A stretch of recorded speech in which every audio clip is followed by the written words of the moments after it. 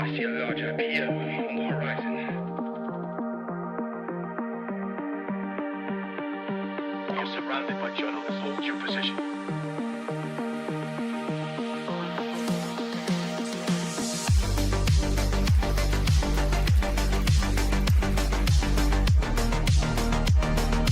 Overnight success. The Blazinator 3000.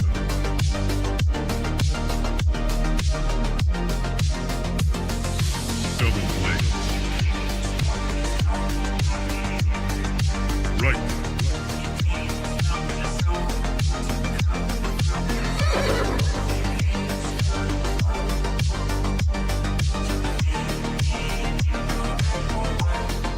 That's misinformation.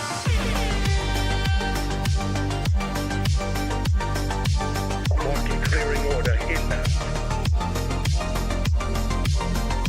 That's just wrong. You're surrounded by journalists. Hold your position. Come, get up.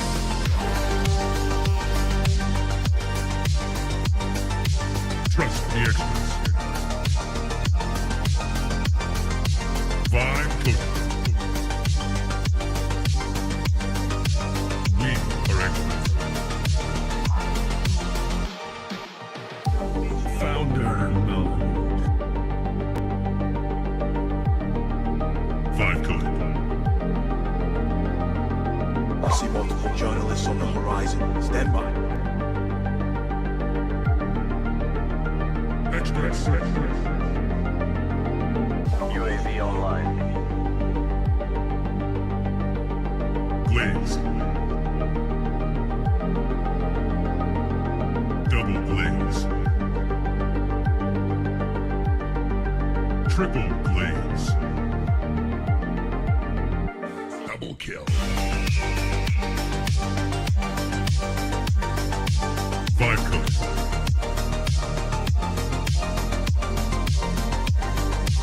Wrong.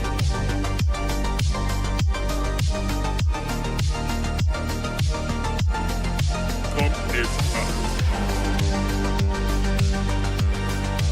Blaze.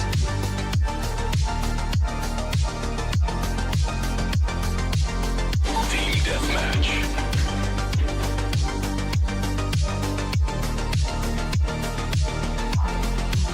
We are experts. Triple blaze. That's just wrong. Right.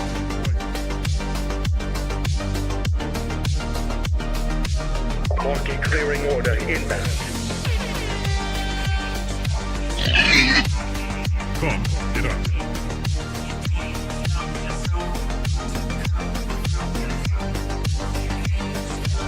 You're surrounded by journalists. Hold your position.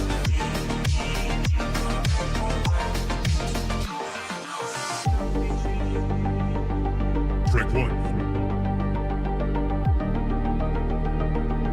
Strike two.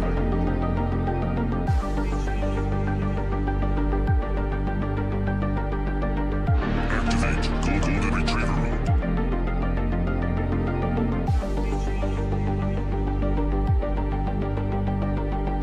Trust the experts. Market clearing order inbound. Vibe coded.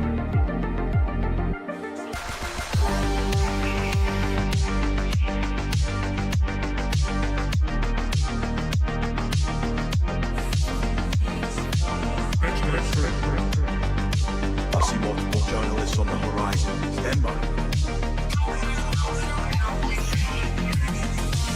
Founder mode.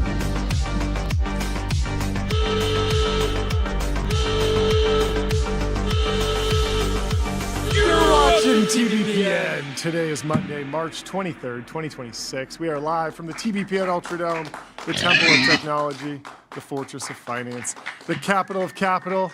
Let me tell you about ramp.com. Time is money. Save both. Easy use corporate cards, bill pay, accounting, and a whole lot more all in one place. You got the whole Very farm barnyard going theme this today. morning. Very barnyard themed.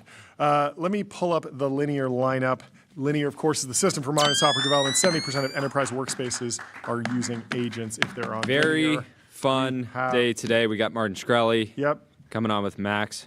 over at Superpower. Superpower to The peptide debate. peptides, two So- very different stances on these compounds, and Now, in we will theory, see how if it goes. peptides Bring work- is the there- popcorn. Is there a peptide that helps with debating? I'm sure there is. Is there like a DBT1, DBT157 that you can take and then you become an incredibly Hopefully, good Max debater? can make one before. We'll see. Then we have Mitchell Green, noon. Lead Edge Capital, coming on 12:30. Shane from Air. We're going into a lightning round, and then David Senner's coming on at 1:15, hanging out in person. Don't forget. We're going to ask him what Robin the meaning of life from is. BNY, Of course. and Matt from Doctronic. Yeah. It's a very fun day. Anyway, over the weekend, you watched this live, right? Elon Musk, the CEO of Tesla, the CEO of SpaceX, got some folks together, gave a big keynote presentation about his vision for the future. Basically, something that looked like an Ultradome. It did look like an Ultradome. And so you watched this, right? I did watch it. I watched a little bit of it, and overall, And if you were taking a shot every time Elon said "epic," you were hammered by the not in any state to drive after about 3 minutes. yeah, he's got so much going on at this point. I mean, he's doing sports cars, Cybertrucks, Model 3, Model Y, just consumer cars, YXL. Space internet, space data centers, space launch capacity, point to point. He's going to take us on a rocket from New York to Tokyo in an hour, 30 minutes. Neuralink, brain chips, tunnels. These Elon projects have just gotten bigger and bigger and bigger. Of course, he owns X and Twitter, XAI, training foundation models, trying to make a consumer app where you chat with it as well as solve math and physics. So the big This was super rough. It was. I listened to it, and it was a rough delivery. Like he seemed like he seemed a little like just like, whoa, okay, I got another thing to present. And so the cadence wasn't quite there, and he wasn't able to get the crowd going. There was a lot of like waiting a little bit for the audience to realize that was an applause line. Key or disclaimer. something. Never bet against Elon. Sure. I'm not dumb enough to bet against Elon. Yes. I'm not dumb enough to try to short any of his companies. For sure. I'm not, by now you should have learned not to doubt Yeah. what his organizations can do. Yeah. And even though this Terafab concept, there's a lot of reasons that you would want to bet against it. Yep. There's a lot of, I don't know that many people that are genuinely sold on the space data centers in the near term. It's still is not clocking for me, Sure. John. It's not clocking It's not for me. that he's standing on business.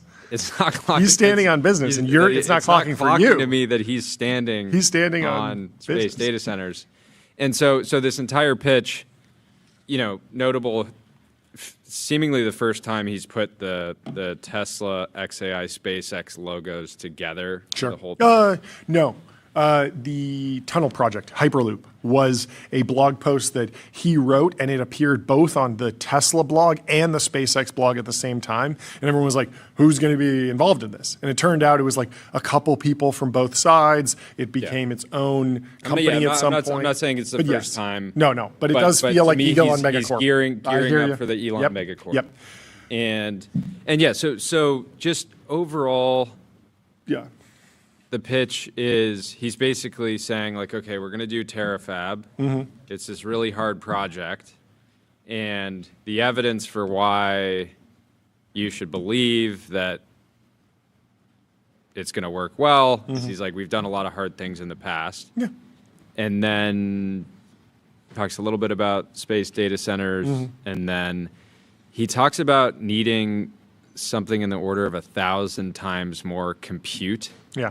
than He says to reach a petawatt, we'll build an electromagnetic mass driver on the moon with robots like Optimus and humans. No, but atmosphere. before the mass driver, Yeah. he's talking about how Oh, we're chip constrained, which is true. Elon He gets it. chip He's- constrained by 1,000x. Sure. And so we have to do this. Yeah, we have to build more But fab capacity. he doesn't lay out like a super compelling case of what all the chips will be used for, right? Are they going to be? Is SpaceX going to be a neocloud? Is it just for their own internal products, like, self-driving, humanoids? Yeah. Again, my criticism is not of any individual company as much as the presentation. I just came away. He kept saying, like, if we can do this, it's going to be epic. Yeah. And It wasn't there wasn't a really A strong follows B, justification. C, there wasn't a D. strong justification other than it's going to be epic. Yeah. And then he just closes out with this render of Yeah. the mass driver, which is, again, Epic. it's tight. Yeah. But I didn't. What was the takeaway on like what we're even going to use the mass driver for, other than to get to a Kardashev 3 civilization? Which again, all this stuff just feels so far in the future. far out. But And when he did drop the line, turning science fiction into science fact? Science fact. No way. Which is, I think, it's a Josh Wolf line. I mean, which I is don't know funny if Josh because Wolf was the first one to ever say it, but it's a good line. Yeah, I think of it as a Wolfism. I do too.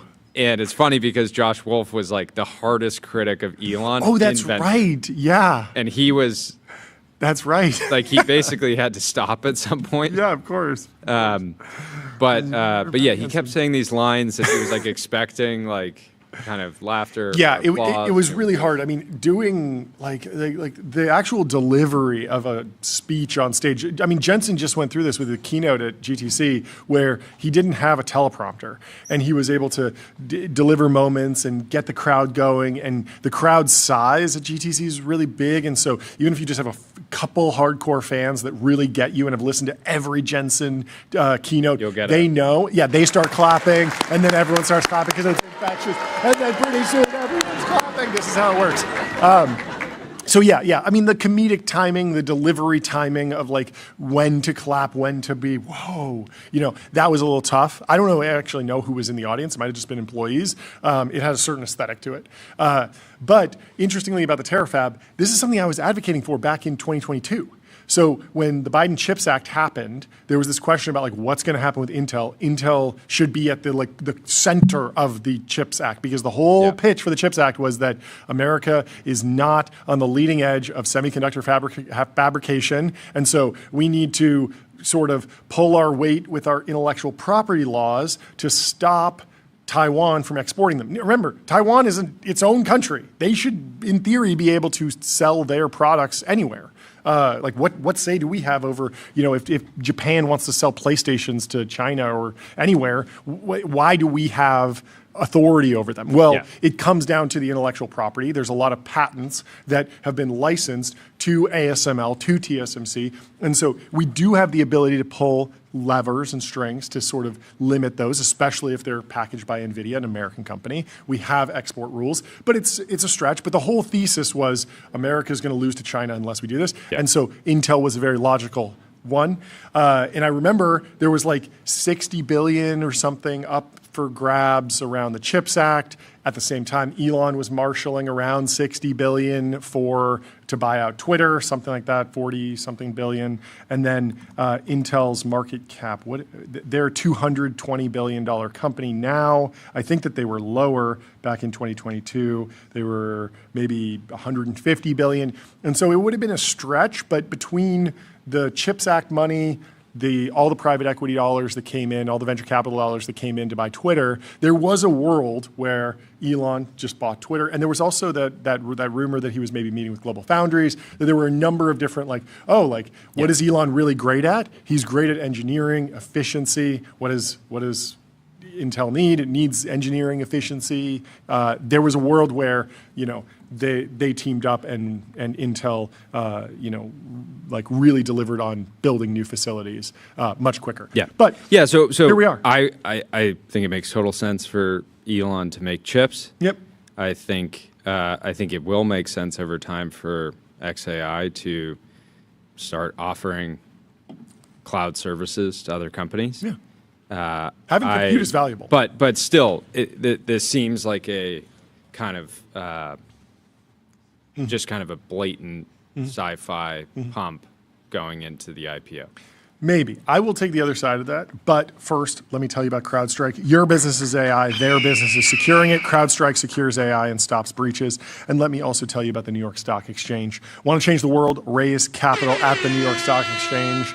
Hopefully, And we'll see. we have BNY was the first, Bank of New York Yes. was the first company to go public Yes. on the New York Stock And we Exchange. have them joining later today. So the other side of this is that it is good to have a long-term vision, even if it is decades away. And that's what Mass Driver on the Moon is. It's not going to be realized this quarter. It's not going to be realized this year. Probably not even this decade. Elon, interestingly, didn't really put a date on it. Like did he say something specific? He said, "I hope to see it in my lifetime." Yeah, in Which his is like, I mean, he's 54. He's got a while, right? Yeah, if he's a radical life extension guy, he could be like 300 years from now. Who knows? That's a very vague timeline.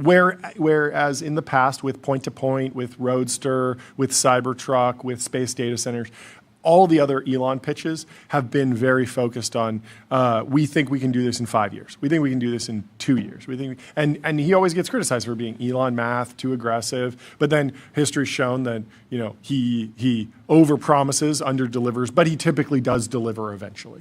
And if the technology is completely new, no one else was going to build it, and he's the first one to build it, like, it's fine because Starlink works. It was the first LEO constellation for satellite internet, turned into a huge business, wound up being a great technology. And so even if it was late, I don't even remember the Starlink predictions, but even if that was late, it's fine. It was still good business. Now the Mass Driver's a lot crazier. I was going back and forth with Tyler about this, trying to get him to nail down a prediction. We started with 100 years. Do you think it's possible to put a Mass Driver on the Moon in the next 100 years? Yeah, but you said yes. No, so it's possible. Yes, there's all sorts of like qualifications. Right? Okay. I think the thing it was like 300 metric tons. Okay, we will go through. Base. We will go through my conditions. We will also go through my timeline, and then we will get everyone's predictions for how long this will actually take. So first, there was this interesting moment last year when everyone sort of like came around to the same AGI predictions or the same super intelligent predictions, saying 8-10 years, George Hotz, Dwarkesh, Karpathy, Sam Altman. There were a number of people that were all saying in various words, like Sam said, a few thousand days. Dwarkesh had this probability distribution that said 2032. And so everyone was sort of in the 7 to 10 year range. And it was just this interesting moment in the AI industry, at least, where everyone had a clear definition of like what superintelligence would be. And then simultaneously, everyone was like, yeah, it's not this year. It's more like 10. And so it was a cool set of discussions, and I enjoyed that moment from last year, sort of around November last year, fall. But there's we are so far away from consensus around Mass Driver timelines. I thought it'd be interesting to start developing a thought process around what is a Mass Driver, what does success look like, and what are reasonable timelines here. Even though I agree with everyone, with what you're thinking, which is that it's really far away, because it is. So first, we have to define what a Mass Driver actually is. In simple terms, it's an electromagnetic launch system fixed on the lunar surface that converts energy. So you put down some solar panels, you take energy, that's the electromagnetic. So you're not putting up fuel, and then, because that's extra cost, once you're there, you can just repeatedly get sunlight, turn that into energy. And it's fixed to the lunar surface, and it's going to successfully accelerate a payload to lunar escape velocity, which is 1/5 of Earth's escape velocity. You got to be going 5,000 miles an hour to escape the moon's gravity well. You have to be going 25,000 miles per hour to escape Earth's. So from an energy efficiency standpoint, it's much better to leave from the moon than to leave from Earth. So then the payload needs to go somewhere useful. Like, you make this thing. In this video, he's talking about making satellites on the moon. That's even farther away, but those have to go somewhere. So you can't just launch them into deep space. I mean, unless that's where you're going. Usually you would go to a lunar orbit or an Earth orbit or some point in between the moon and Earth. And there are more intermediate steps. You don't need to go straight to satellite with a chip on it from the moon to wherever it's going. You can start just by launching rocks, which sounds crazy, or water or hydrogen. If there's ice on the moon, you can split that into hydrogen that can be used as fuel with electricity. Electrolysis is the technique for that. Even just moon rocks can be used as radiation shielding. Gabe says, what is this mass driver you speak of? SpaceX is getting in the supplements game. That's a great name for us. They should make a They've done the Tesla tequila. Yeah, exactly. Yeah. They should make a mass gainer that they release now and say, hey, if you buy this, you'll get priority access to the mass driver on the moon. I like this. I like this a lot. I would definitely be a daily driver of the mass driver. And so, there's this question of like, you set up this thing, that's going to take forever, be really expensive. What are you actually pushing into space? You probably start with basic materials. So rock, literally rocks, metal, oxygen, water, a lot of useful space infrastructure. What if the asteroids that we get into our atmosphere is just an advanced civilization somewhere else, just hurling? Mass driving. I saw. We're like, we're downrange, guys. Relax. I saw a hilarious take that the first UFO that will arrive on Earth will just be a car guy from another galaxy who like got into building a crazy, supercar effectively. Just taking it out on and somebody was cruise. like, you can't get to Earth in that thing. That's too modded. That's too crazy. You're going to break down. There's no way. And he's like, I'll show you. You're going to be too old by the time you get there. I'll show you. I've modded this thing. So a lot of useful space infrastructure needs heavy shielding. That means water, regolith, other dense materials are good for shielding humans and sensitive equipment to radiation. There's been a lot of fear around the radiation around affecting different instruments or humans in space. So you wrap them in moon dust or water, and then that reflects or diffuses the radiation. You can also potentially get propellant from the moon. If you can extract water from ice from the moon, especially near the poles, that water can support people because you can drink it. Or you can split it into hydrogen and oxygen for rocket propellant. So here are the 4 conditions I think need to be met in order to say, yes, we have a working mass driver on the moon. This is how I'd formulate this bet with Tyler Cosgrove over there.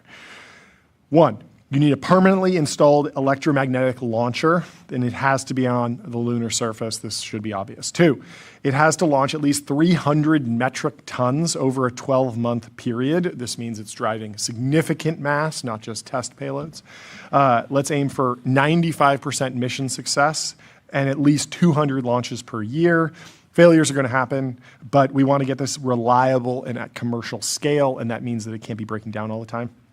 Lastly, the mass launched from the moon has to actually be put to use. You can't just have this demo unit that's just blasting rocks into the sun. It's got to go to something useful. And that could just be water that's going somewhere else or rocks that are going somewhere else. But it needs to be like we're catching them somewhere. There's a reason that it's going there. How do you adjust the direction?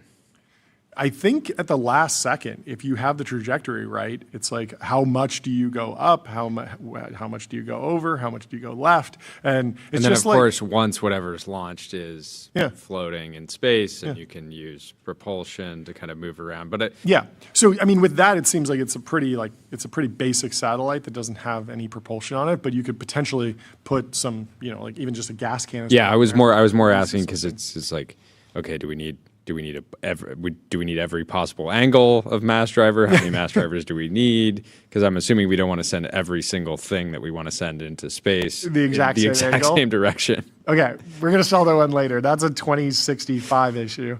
We'll get there. Quickly, let me tell you about public.com. Investing for those that take it seriously. Stocks, options, bonds, cryptos, treasuries, and more with great customer service. And let me also tell you about Shopify. Shopify is the commerce platform that grows with your business and lets you sell in seconds, online, in-store, on mobile, on social, on marketplaces, and now with AI agents. So, Once all four of those conditions are met, it will be hard to argue that we're in some sort of demo phase or publicity stunt. We know we love a publicity stunt, but this needs to be actually commercial. I'm looking for Model 3 level success, not Tesla Semi level success. I want to see this actually working, reviews, economics. I want other companies being like, yes, I benefit. I'm a buyer of mass from the driver. So, how long will this take? You should put the goalposts on the mass driver because the way that you keep moving them. I'm moving the goalposts on this.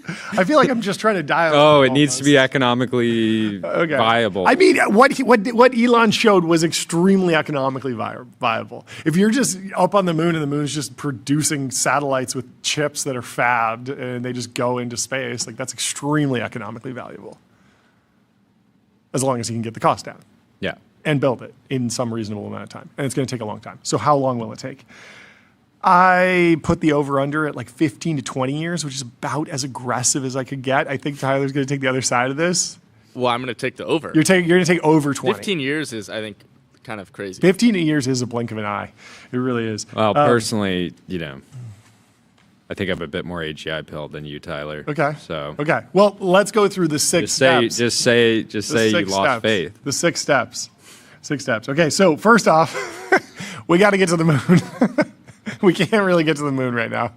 We're pretty close with like really small payloads. We need reliable, heavy lunar launch capacity, and that's going to take some time. So Starship needs to be refueling in orbit, landing on the moon with and without crews, because you're probably going to need some humans up there, some robots, and we need to start routine cargo flights to the moon. So this is straight up like 3 to 5 years away, like minimum. Then you need to build the power infrastructure. So mass driving hogs electricity. You need to deploy a 100 kilowatt solar array, then build out energy storage systems so you can burst power during launches and ultimately scale to multi-megawatt continuous power generation plant. So that's another couple of years, because once you're actually going up and back, you have to put down a bunch of solar panels, stored in batteries, and then the batteries need to be able to deliver a lot of power all of a sudden. Now this is what the Tesla does, right? You can charge your Tesla Model S Plaid off of solar panels. It'll take, a couple days. And then when you're ready to go 0 to 60 in 2 seconds, like it can deliver that energy very, very quickly. And that's what you need for an electromagnetic mass driver, because it's a railgun, basically. So yeah, and to SpaceX team's credit, a lot of this stuff can be done in parallel, right? By the time, like I would hope that 5 years from now, Optimus is quite good, functional, valuable. Yeah. At that point in time, maybe we can get to the moon and back. And I've talked to SpaceX folks who have been working on putting solar panels out on Mars. The problem with Mars is that it's farther away from the sun, so you have to put out a lot of solar panels. And that's why maybe they're thinking nuclear on Mars. But it's not like they've never thought about how do you deploy solar once you get to another celestial body. They've been thinking about this for at least over a decade that I know of. So robotic construction capacity, you got to get autonomous construction rovers at least up and running to lay the electromagnetic track. You have to solve for all the insane forces during high acceleration, deal with thermal expansion. So you're basically laying train tracks that have electromagnetic coils in them, so they're way more particular than just like railroad tracks. But then those coils, all that infrastructure has to deal with being negative 280 degrees Fahrenheit during the night and then positive 260 Fahrenheit during the day, I think. So like massive, massive temperature fluctuations, and that means everything expands, contracts. If you have metal there, it gets brittle during the night, it gets warmer during the day. That's maybe 3 years of work, maybe a lot more, who knows? Then you actually have to build the mass driver on Earth, because you don't have the infrastructure to build anything up there yet, so you have to build most of it on Earth. You need to ship hundreds of tons of superconduction coils to the moon. The physics behind all this stuff actually comes from a Navy scientist back in the 1970s, and so we know that isn't his pitch? We're just going to drop a bunch of robots on the moon, and they're going to just like mine and refine rare earths, and then build out the manufacturing facility with those rare earths, and like just kind of become a self-replicating civilization, fully autonomous civilization. Like I thought the whole pitch was that we didn't have to send coils. I think we definitely have to send like close to finished goods. I would be very surprised if you can go and just scoop up some lunar regolith and be like, okay, step one, make a wrench, make a hammer. Okay, now I have a hammer and a wrench. Now let's make some rebar. Let's make some cement. All of that is you would just logically you would pull it forward by delivering some of that pre-made, because it's just one extra SpaceX launch to get up there and then have, you know, a CNC machine or something. I don't know, whatever you put up there. Like, you're not going to go with nothing. So you're looking at another 5 years here, at least. You'll need dozens of dedicated cargo flights just to get the several 100-ton system up there.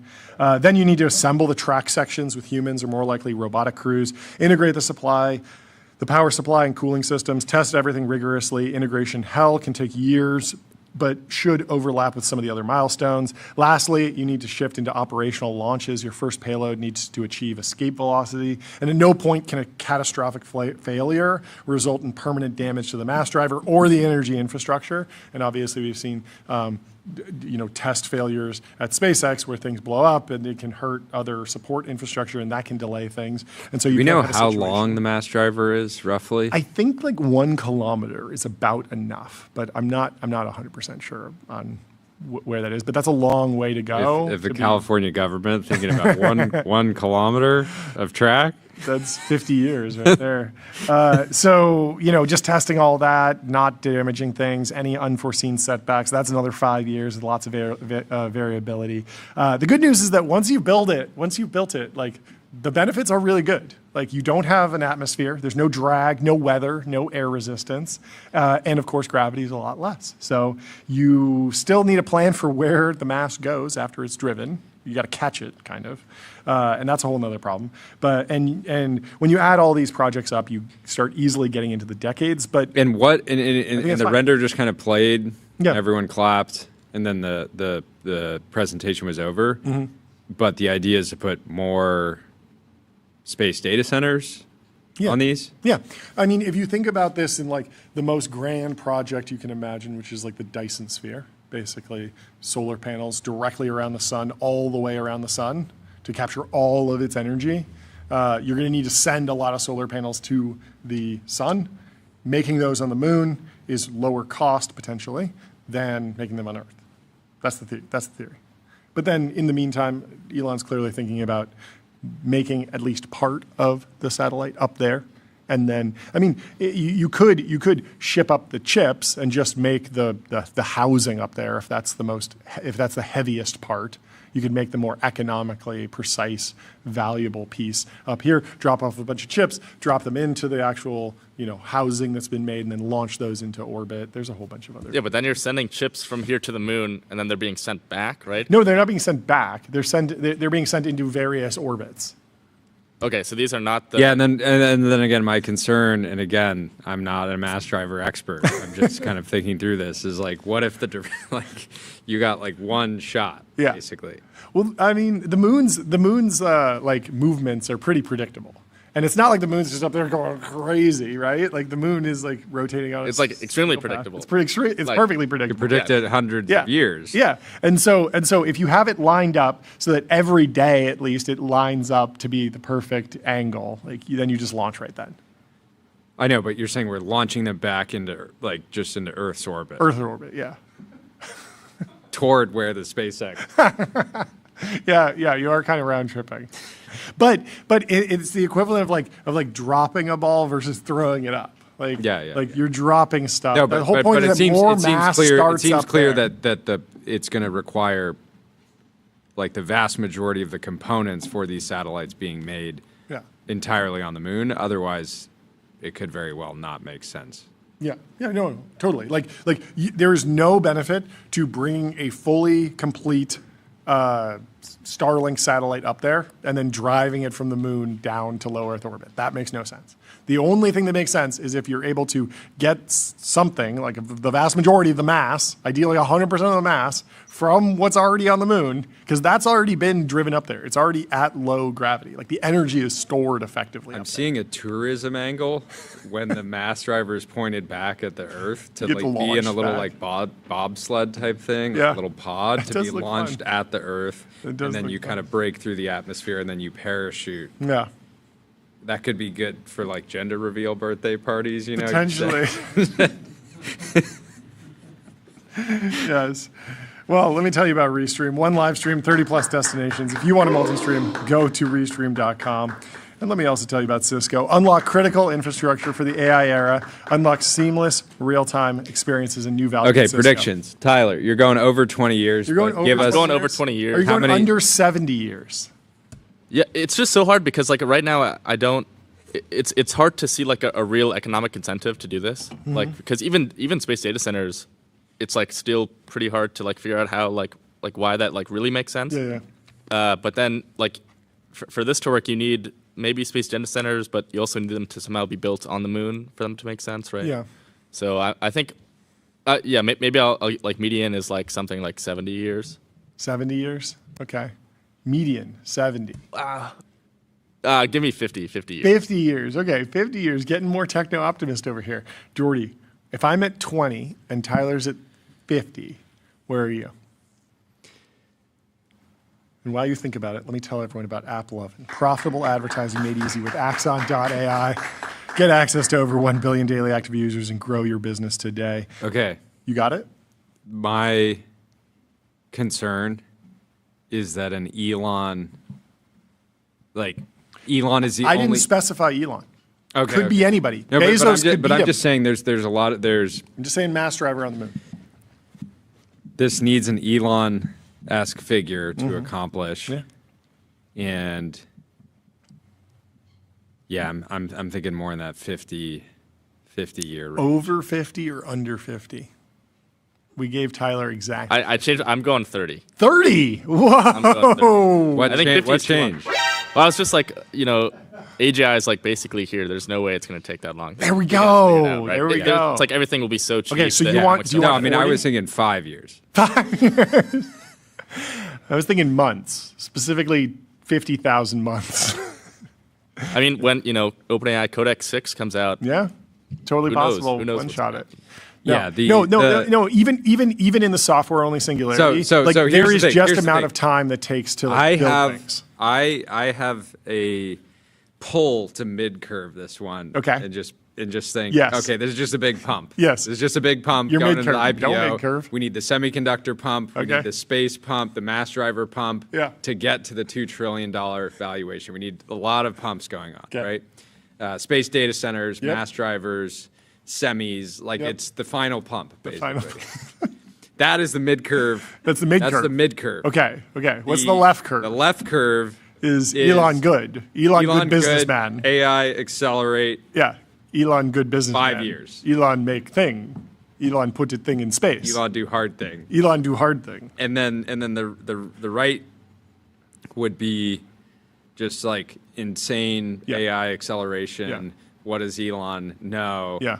And Who else is going to do it? He has all the infrastructure. He's cornered the launch market. He's shown a big track record. Yeah.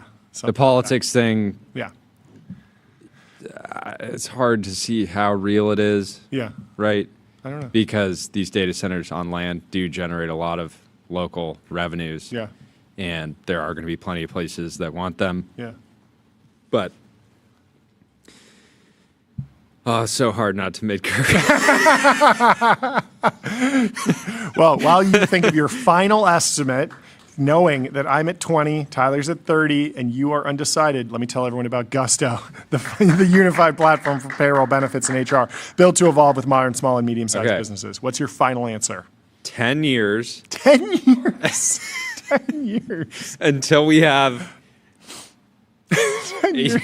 until we Elon's like, Jordy, that's too aggressive. I never said 10. Don't hold me to I this. said I'm maybe just in saying his lifetime. 10 years to an MVP.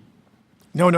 It needs to specifically be launching 300 metric tons, 95% mission success, 200 launches a year. It needs to be pumping mass. Never. It needs to be driving. Never? Never. I think. No, I think pumping mass, Driving mass. driving mass. It's got to be. I'm thinking 2100. Okay. Based on just average life expectancy, he's got another 20 years. 54, average life expectancy is 75, 76. He has access to all sorts of stuff, you know? Could go for 30, could go for 40. Plus, like, you forget that, like Apple introduced products after Steve Jobs passed away. Like, companies continue to exist.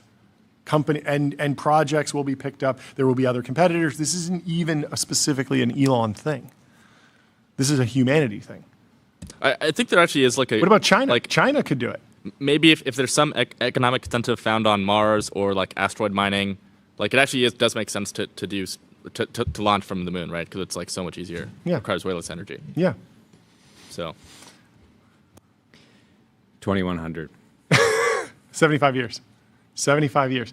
There is another mass driver idea, which is you build this, you take a shuttle to the moon, and then if you want to go to Mars, you are mass driven from the moon to Mars. Ryan says Roadster has been 10 years since they sold out pre-orders. This isn't going to happen.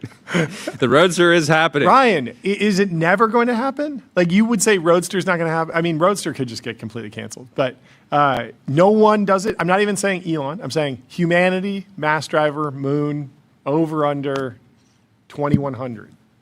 75 years. You got 74 years. Seems possible. I don't know. Okay, which one do you think we'll do first? Mass driver on the moon? So here's the thing. You have to make so many. Mm-hmm. You have to come to terms with so many incredible technological leaps to get to the point where the mass driver on the moon is mass driving. Yeah. Assume we get all those leaps, can we not just mass drive from, let's say, the Earth? I don't think so. I mean, there's a company that's doing this. 25,000 miles per hour. There's a company that's doing this called like spin The launch. fastest plane is like that NASA plane. It's like 7,000 miles an hour. 7,000? I thought it was like a couple thousand. I don't know. Let me Fastest confirm. plane. Yeah, look up the fastest plane. We'll tell you about the McCallop default, which Andrew McCallop, friend of the show over at Varda Space, was in The Economist. The cost of a 1 gigawatt data center in space, he pegged it at $50 billion. StarCloud is aiming for $16 billion. StarCloud at $200 a kilogram is around $10, $11 billion per gigawatt. SpaceX is trying to do it for under 10. Fastest aircraft speed ever recorded is Mach 9.6 by an unmanned NASA X-43 scramjet on November 16th, How fast is that? 2004. It's nearly 7,000 miles per hour. Okay, so we got to 5x that or something to get to 4x that to get to escape velocity, to just like do the thing from Interstellar and just drive the plane into the atmosphere and just go to space. Maybe. Do you think we will have mass driver on the moon first, or mass driver on the moon first, or ZIT says the mid curve is definitely right. Okay, Total victory. mass driver on the moon first, or Atlantis first? Atlantis, full society of people living underwater in like some sort of glass dome. Where it's fully sustained, you can move there and be like, yeah, I got a buddy who moved to the new Atlantis, and I haven't seen him in 3 years. He's just been down there, happy, living life. Which one do you think happens first? I've been very bullish on Atlantis data centers. Yeah, Atlantis data centers. Atlantis data centers actually make a ton of sense, right? Don't you get a ton of cooling for free? Yeah, there's like all sorts of stuff that you get no energy. No, the vents. The vents? geothermal. Vents. Okay. No one's talking about underwater data centers. No one's doing this. Call up James Cameron. He'll be on this. Let me tell you about Vibe.co, where D2C brands, B2B startups, and AI companies advertise on streaming TV, pick channels, target audiences, and measure sales, just like on Meta. And let me also tell you about Phantom Cash. Fund your wallet without exchanges or middlemen, and spend with the Phantom card. Okay, so we have... It's so hard to be bearish on the Technology Business Programming Network. I'm sorry, everyone. I'm sorry. We got a D-cell over here. Yeah, we got a D-cell over here. True D-cell with a crazy high P-doom over here. No, I mean, it's 2100 is pretty acceleration pilled if you look at the fact that going to the moon is now a lost art that we're trying I've talked to a lot of rediscover. people in tech that say the 2100 milestone is Dyson Sphere. And so like you probably get the mass driver before you get the Dyson Sphere. Like full Dyson Sphere? Full, maybe over 50% coverage. Yeah. 2100 because like this is based on super intelligence. Yeah, well, this is like, singularity. Every AI company is a Dyson Sphere company. At the end of the day, Yeah. potentially, yeah. And then the question of what is it? Kardashev 1 is all the sunlight that falls on the Earth. Kardashev 2 is all solar panels all the way around the entire sun. So we get the sunlight that doesn't just hit Earth; it also hits Mars, also hits the backside. You get all of that power. So much more power than just Kardashev 1. But then I think Kardashev 3 is you're harvesting energy from every sun in your not your solar system, but your galaxy or something like that. Like everything in the Milky Way. It gets really crazy. In the galaxy. In the galaxy. And that's a lot of power. By then, it's totally possible that like you won't be able to tell the difference between like AI generated imagery and like real imagery. With that much power, it's entirely possible that it could be funny. It'll be able the to automated workflows. It'll be able to do high school level homework for sure, reliably. For sure. Well, we have a related prediction from Kalshi about Tesla. Will the Tesla Optimus be released this year? It's sitting at a 25.4% chance, and it jumped a little bit. Just over the past week, it was down at 19%. It's pumped to almost 30%. Now it's down at 25%, based on the more recent announcements from Elon Musk. Anyways, to end on some positivity, yes. I am glad that Tesla and Elon Inc. are going to be focused on chip manufacturing. Mm-hmm. I think we'll get some real progress there, and it is good for America. It's good for the world that they are choosing to work on this very hard problem. I agree with that. I had a different positive conclusion as well, which is that I think it's fine to think in decades and share a vision that is decades away. The last thing I want is for technologists to be devoid of long-term vision. I really don't want there to be like an end of the tunnel. Oh, we're just working towards super intelligence and then we can all become complacent. I'd much rather get excited about projects many years away or decades away that only have a slight chance of working rather than the alternative, which is just stagnation. And so I'm cheering for the mass driver. And there's that old phrase, shoot for the moon. If you miss, you'll land among the stars. And I couldn't agree more with that. I think it's the other, shoot for the stars, you'll land on the moon. Right? No, it's not that. It's shoot for the moon. If you miss, you'll land amongst the stars. If you shoot for the stars, you're just going to randomly land anywhere. The chance that you land on the moon. The moon is closer than the stars. No. You shoot for the moon, which is this narrow target.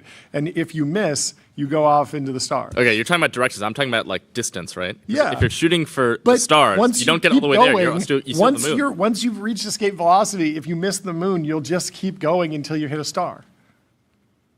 It might take you a long time, but you will land there. I think I'm right about that. I don't think. Look it up.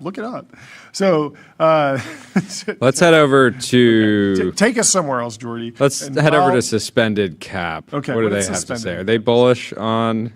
Is suspended cap bullish on the presentation? Terafab, suspended cap says Terafab is a blatant pump. It actually disgusts me. There will never be leading edge chips from them. There will never be data centers in space. It's such a blatant effort to IPO SpaceX on the back of some pie in the sky BS and then merge with Tesla, do humongous raise and keep blah, blah, blah, blah, blah for 5 years.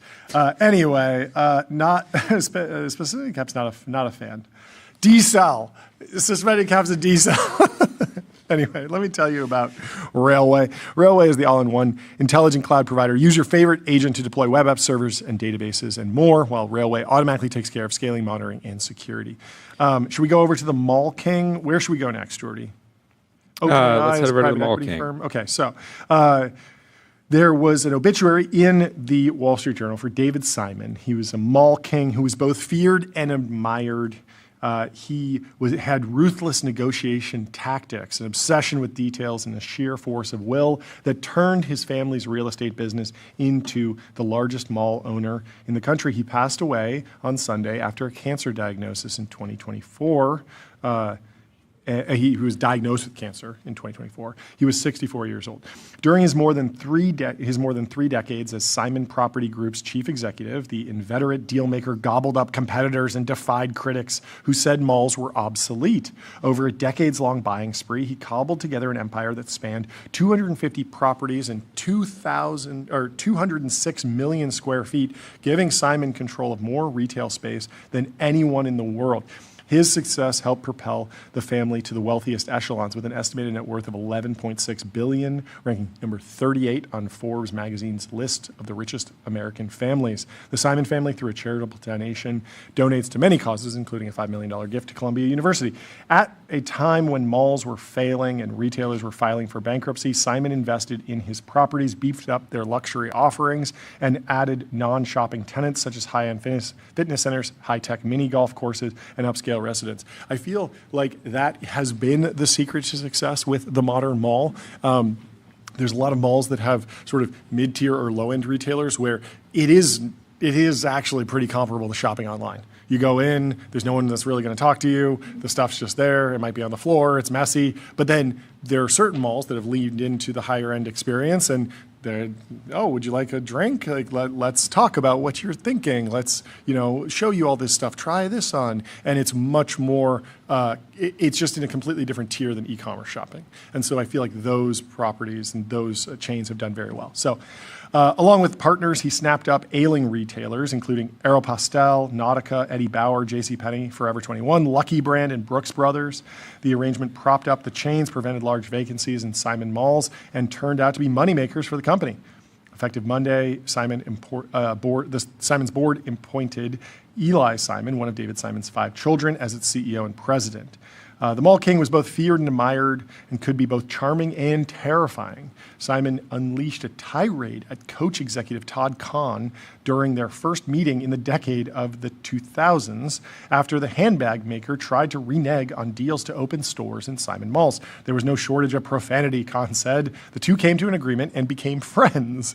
Nothing like a screaming match to kick off a lifelong friendship.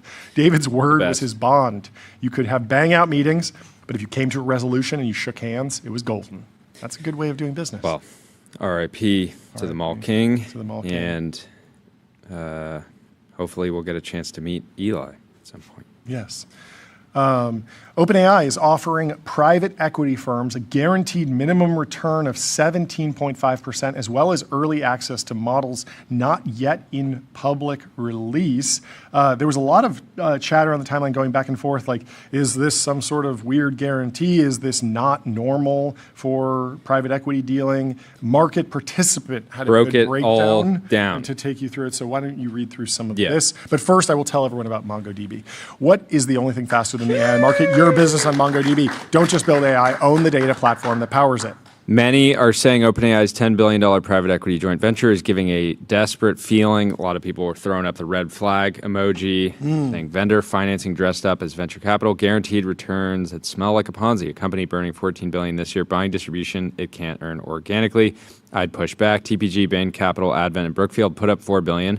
They get preferred equity with a 17.5 minimum return, board seats, and early access to OpenAI's newest model. OpenAI gets instant distribution into hundreds of portfolio companies, no traditional enterprise sales cycles, no selling company by company. The part people are missing, a huge number of software companies are privately held. Thoma Bravo alone owns 75 software companies generating $30 billion of annual revenue. PE firms collectively did $1.8 trillion in buyouts last year. These companies are shifting to heavy token consumption. AWS knows this. They run a dedicated PE sales function. Talk about a dream job. I would kill for that. Yeah. Yeah, if you love private equity, Yes. Hard to imagine. Anyway. Anything better. Sorry. Advisory programs, transformation consultants, the whole apparatus. Azure and GCP do the same. OpenAI is running the cloud distribution playbook. Wholesale tokens to PE portfolios at scale. The difference is exclusivity. AWS doesn't ask PE firms to put up $4 billion to take board seats. They give the advisory away. OpenAI is asking for capital commitment, which buys preferential access, dedicated forward-deployed engineers, and a financial incentive for the PE firm to actually push adoption across its portfolio. A PE firm that invested $4 billion in this JV isn't running a parallel RFP with Anthropic. That's the point. The 17.5% return looks like a red flag until you look at it closely. It's preferred equity hurdle, not a coupon on debt. This is the main thing that the hundreds of posts I saw are missing. Priority on returns before common shareholders. So it's preferred equity plus a return on top of that. OpenAI is buying captive distribution channel into enterprises they'd otherwise spend years trying to reach. Anthropic is running a parallel deal with Blackstone, Hellman, Friedman, and Permira. It's $1 billion common equity, no guaranteed return, more of a Palantir-style consulting venture. Both companies doing this simultaneously tells you where enterprise AI is heading. The bear case is real. 95% of enterprise AI pilots fail to deliver ROI. I've already gone. That's not true anymore. But that was one study, and again, it was every agent coding. $14 billion in projected losses this year. Profitability not expected until 2029. All true. And OpenAI's enterprise business is already $10 billion of $25 billion in revenue. 40% and growing to 50% by year end. The distribution problem is what's left to solve.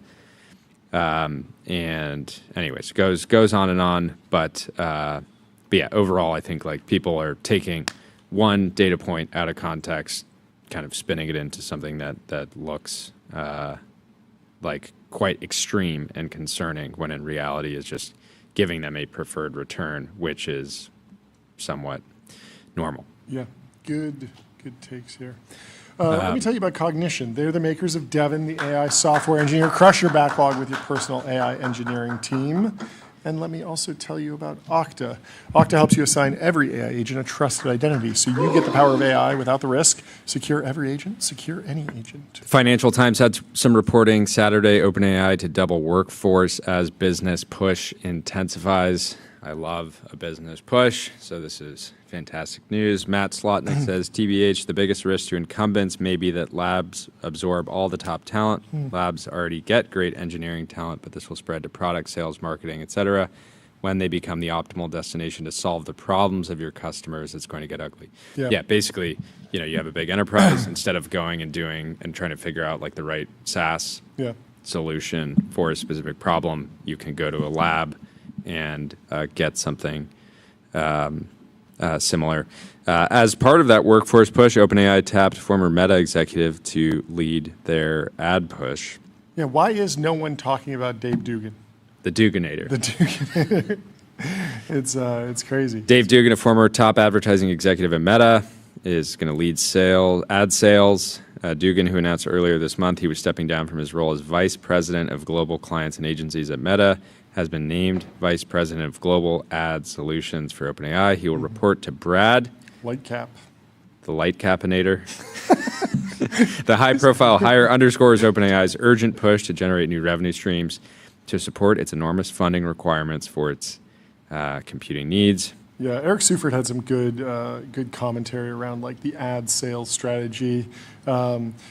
People were complaining that like the advertisers that bought the first ad campaigns on ChatGPT said that the process was low tech and that they haven't received much data showing if their ads worked. Two executives at agencies working with early ChatGPT advertisers said they haven't yet been able to prove the ads have driven any measurable business outcomes for their clients. Eric Seufert over at Mobile Dev Memo shared two thoughts on reporting that early ChatGPT ad campaigns lacked performance data. One, this is to be expected. Any early offering will feature limited functionality. Early adopters should be prepared to fill measurement gaps themselves with polling, or any other sort of pixels or tracking. You should be able to work this together. There's been plenty of times. This was the early podcast ads. You'd run a bunch of podcast ads and be like, okay, some people use the coupon code, but a lot of people don't. What multiplier should I apply to that? And then you'd wind up surveying your customer base and being like, wait, we spent 10% of our marketing budget on podcast ads, but 20% of our customers said they found out about us from a podcast. Like,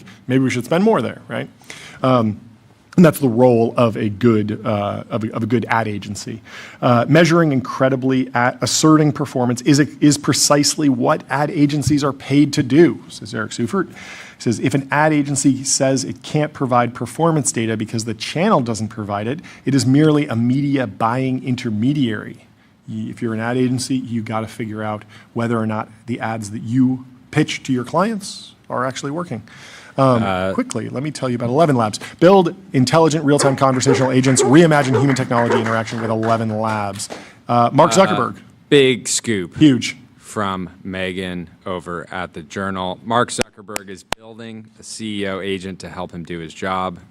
Employees are also adopting AI agents and AI tools internally, namely MyClaw, My Dude. And Second Brain, in a bid to speed up work as they get graded on AI use. And so, Tyler, where's our MyClaw and our Second Brain? I think and our co-host ChatGPT. Yeah, I don't know. I'm so interested to know what Mark Zuckerberg is prompting. Hope's Revenge says Z-Stack. Yeah, it is. Honestly, Zuck's Z-Stack is like, it's like God mode. I mean, it does make sense in his position to have a model that's fine-tuned on the internal KPIs, the internal org chart, all this information that's private, and he probably doesn't want to hand that off to another lab that's just going to maybe look at the data and be like, oh, okay, so Mark Zuckerberg just asked, how do I poach from all the other labs? Maybe we should go on the defense today. But there's got to be so many other questions that he's asking all the time. When you're walking into a meeting with executives, you want to know, well, how is this division performing? How much money am I spending on Meta Ray-Ban displays? What's the turn rate? Who are our biggest partners? Yeah. There's a million questions. Yeah, we're joking around, but Z-Stack does make sense. It does make sense. You should be able to have God mode. Sense. Yeah.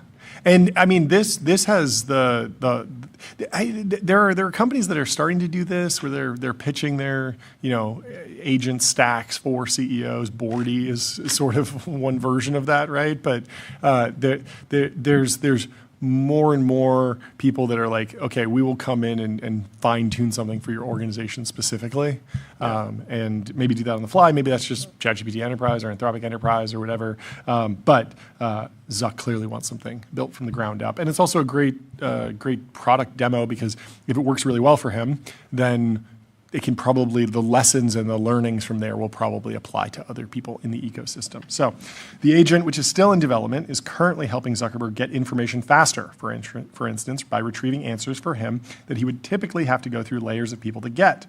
Zuckerberg's agent project reflects a drive across the 78,000 person company to accelerate the pace of work, eliminate layers from its organizational structure, and change the day-to-day jobs of its employees to remain competitive with AI-native startups with much smaller staffs. The company views AI adoption as critical to the future of success. Zuckerberg has been spending more time coding recently. He previewed some of the efforts at the company's earnings call in January. Quote, we're investing in AI native tooling so individuals at Meta can get more done. We're elevating individual contributors and flattening teams, he said. If we do this, then I think we're going to get a lot more done, and I think it'll be a lot more fun. I love that. We have our guests in the Restream waiting room, I believe. First, let me tell you about Plaid. Plaid powers the apps you use to spend, save, borrow, and invest, securely connecting bank accounts to improve money, fight fraud, and improve lending now with AI. And let me also tell you about Gemini 3.1 Pro with a more capable baseline. It's great for super complex tasks like visualizing difficult concepts, synthesizing data into a single view, or bringing creative projects to life. And without further ado, let's kick off the peptide debate. Welcome to the stream, guys. How are you guys doing? Hey, how's it going? You guys. Thank you so much for taking the time. Why don't you both start with an introduction on yourself and maybe your core thesis around peptides. Martin, why Max, don't you go please. first? Oh, Max. Okay, sure. Okay, let's start with Martin. Yep. So I'm the Pharma Bro. I represent the interests and the Of the pharmaceutical I industry. guess viewpoint of the pharmaceutical industry, Sure. including, but not limited to Pfizer, Merck, Eli Lilly, et cetera. I'm sure those guys love that. And You're the face of They- pharma, whether they like it or exactly. not. there you go. Sort of a self-trained biopharmaceutical expert. I think I can speak at a pretty high level about every inch of the pharmaceutical industry. I've discovered brand new drugs. I've acquired drugs. I've commercialized drugs. I've just about anything you can do in the drug industry, I've done it. And so I'm very concerned about the peptide craze. I think it comes mostly out of psychological issues, which we'll discuss. The need for identity, control, distrust of institutions, all kinds of things like that are leading to what we're seeing today. Great. And Max? Hi, I'm Max, former peptide skeptic turned peptide believer. I run a healthcare company called Superpower, and our thesis is that the health system today does a good job when you're sick. It doesn't do a fantastic job at preventing things and actually allowing people to be their best selves. I say a former peptide skeptic because they seem scary, and I say a converted believer because I spoke to dozens of doctors and heard hundreds of clinical vignettes from people who had their lives changed. Now, I don't believe all peptides are safe. I do believe we need more research. But I think there are a subset of things that have improved people's lives. I also think as a modality, peptides are one that are more interesting than before now that injecting is normal, now that wellness and optimization is normal, not just treating disease, and now that we have AI for things like computational discovery. So we're early, we need more research, but I think peptides are exciting. Martin, I'll let you just respond. Yeah, it seems seems like like you have you're something ready on to your go. mind. But it would be useful to at least define the conversation a little bit more, because when we say peptides, we could mean Ozempic prescribed by a doctor for someone who has diabetes and is very overweight.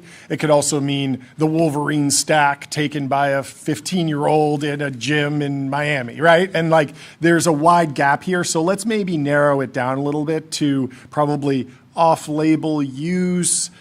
I don't know exactly where things start to get fuzzy for you guys, but defining a little bit more of where the actual point of debate, because I imagine that there's agreement with the extremes.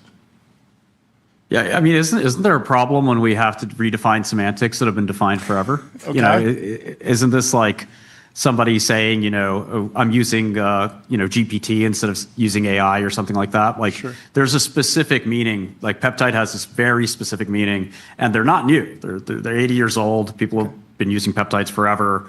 And in fact, in pharma, you try to avoid peptides because of their inherent weaknesses. You go for small molecules or really large molecules like antibodies. Peptides are sort of the worst of both worlds. So the idea that we've taken this kind of like last place drug class and then turned that into like the standard bearer for do-it-yourself medicine is kind of humorous to anybody who actually understands pharma. Except that the last drug class has the potentially most impactful drug of all time, or set of drugs of all time, the GLP-1 receptor agonists. So I'm not saying we only have peptides in the toolkit. I'm saying the genie's out of the bottle, and we cannot ignore peptides as a tool in the toolkit. Small molecules, just like, I guess framing it for people who don't kind of understand the difference between these things. Small molecules are made synthetically. Peptides tend to be derived from what already is happening in the body. Right? DNA is the building block of the body and encodes for RNA, which produces proteins and peptides. So these peptides are naturally occurring. Now, it can sometimes be hard to patent a naturally occurring thing. You can, but it's a little bit harder. Small molecules, on the other hand, are things that humans design to block biology, typically block something that is happening in the body. And again, I'm not saying small molecules are bad, but they're kind of the two different modalities we're talking about here. And we've seen one category of peptides, GLP-1s, already change the world. And my contention is that there are other categories of peptides that are under-researched, but have really interesting kind of clinical vignettes that might change the world going forward.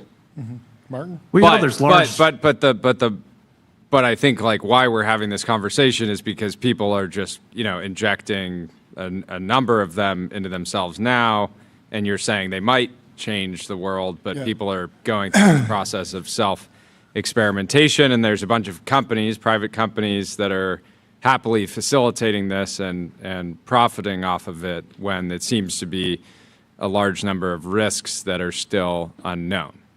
At least that's my point of view. Yeah, exactly. So, I think that's right. I mean, So maybe let's start with stuff that's not fully FDA approved. I think the canonical example would be like the Chinese peptides, the Retas, the stuff you buy online and inject, and it's based on some interesting scientific literature, but it hasn't actually been through the full FDA process yet. Where do both of you stand on that? Yeah, I mean, why do you have a right to pirate somebody's intellectual property? Oh. This is the property of Eli Lilly. They discovered it. They spent billions of dollars on it. Mm-hmm. You want to steal it? You want to work with a Chinese company stealing it? I mean, that's not good for America. Mm-hmm. That's not good for the drug industry. And guess where do these drugs come from? They come from American R&D labs. And if you keep stealing them and pirating them in this like weird twilight DIY drug system, which is not very large, at least compared to pharma, I don't know if you make a big impact, but if it went very large scale, you would. I mean, you'd stop having drugs the same way pirating music would have huge ramifications for the music ecosystem. So you have to respect intellectual property to some extent. And then taking a retatrutide, which is just sort of a GLP plus, if you will, instead of just waiting for it to be FDA approved or like using Ozempic, I think this is like the worst risk-reward decision you could possibly make. It's like some of the decisions I used to make in the past. What is your upside to taking illegally manufactured retatrutide from some other place and you can't verify it, et cetera, versus just taking Ozempic? The people that take peptides and have these peptide stacks are mostly people in SF, maybe New York. They're very wealthy people. They don't know what the rest of the world looks like. Nobody else in middle America is excited to do this. It's not normal, Max, to inject yourself with things. This isn't like a thing everyone should be doing. And so, to me, the retatrutide case is really insane because this is a drug that Eli Lilly is going to get approved eventually. Sure. And the fact that there are people dying of certain terrible diseases, and they need compassionate use. They need to get on extension programs, but nobody needs retatrutide now. Right now, before FDA approval. I think we agree on this. So I think the things we agree on are that the existing FDA-approved GLP-1 receptor agonists are an interesting category of drug, and they're a peptide, and they're impactful. I think we also agree that companies should not do things illegally and infringe on the patent for Reta, right? I do think the patent system incentivizes innovation. I think the crux of where we disagree is not, and just quickly on this is an SF thing. That is not true. If you speak, I know dozens of people who own these research use companies. And if you speak to them, the majority of their audience is middle America, not SF tech bros, despite the tech bros being noisy on Twitter. I think the crux of where we probably disagree is the 14 or so peptides that RFK has said they might move from category 1, 2, meaning they cannot be compounded, back to category 1, meaning they can be compounded. And I guess my general statement here is that people are taking these compounds, right? They're already using them at scale, right? And the way to minimize risk is to move them from category 2 to category 1, right? To legalize them, because the risky thing is the dodgy supply chain we have today. The risky thing. Well, isn't the risky thing just doing like massive sort of unofficial, human trials when we don't? No, I don't think so. So I think that is true for peptides that we do not have longitudinal clinical experience and patient experience with. But let's take something like BPC 157, which is one of the most controversial ones. So let's go right to the meat of things. Let's take something like BPC 157. My contention is that thousands of doctors prescribe this. They do, and have prescribed this for 10 years. You can't prescribe this drug. They give it to their patients, right? You can prescribe it to be semantic. Give it to their patients. It's not a drug. Thousands do that. My statement is not the semantics of prescribing. My statement is thousands do this. Okay. My other statement is that millions of patients have taken this. At least hundreds of thousands, I believe millions, have taken this. Yeah. And that clinical experience, again, is not an RCT, but we cannot ignore it.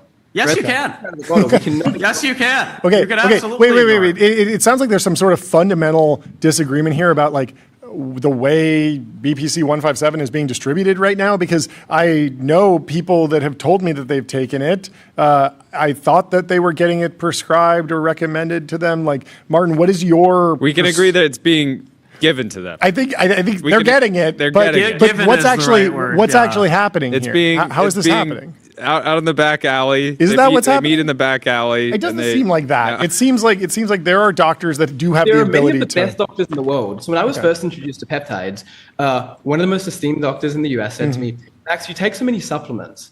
Have you explored peptides? Because I think they're a really interesting modality with a few decades of clinical use. Sure. Right? And when he said that to me, I was like, no way, this is bullshit. I'm not injecting myself with something. That was weird. So what I did is I went around to around 20 different doctors whose Should opinions have trusted your gut. whose opinions I respect.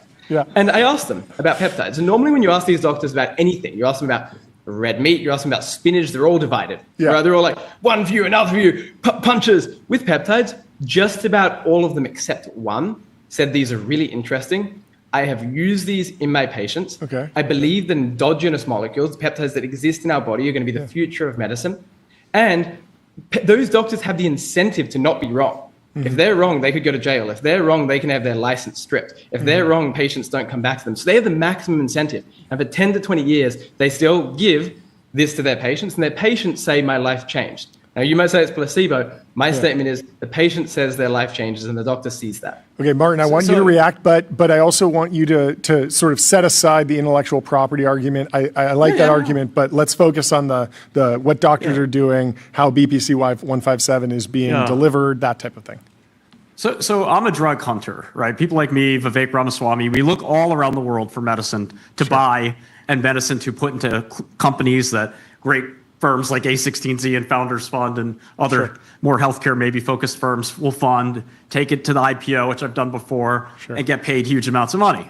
That's what I do. That's what I'm good at. That's why I'm the Pharma Bro. BPC 157 is the biggest scam I've ever seen. It does absolutely nothing. There's no redeemable value to this. Do you know the story about it? Do you guys know? No, Jordy? No? please tell us. This guy in Croatia made it, Sičić, my hinterland brother.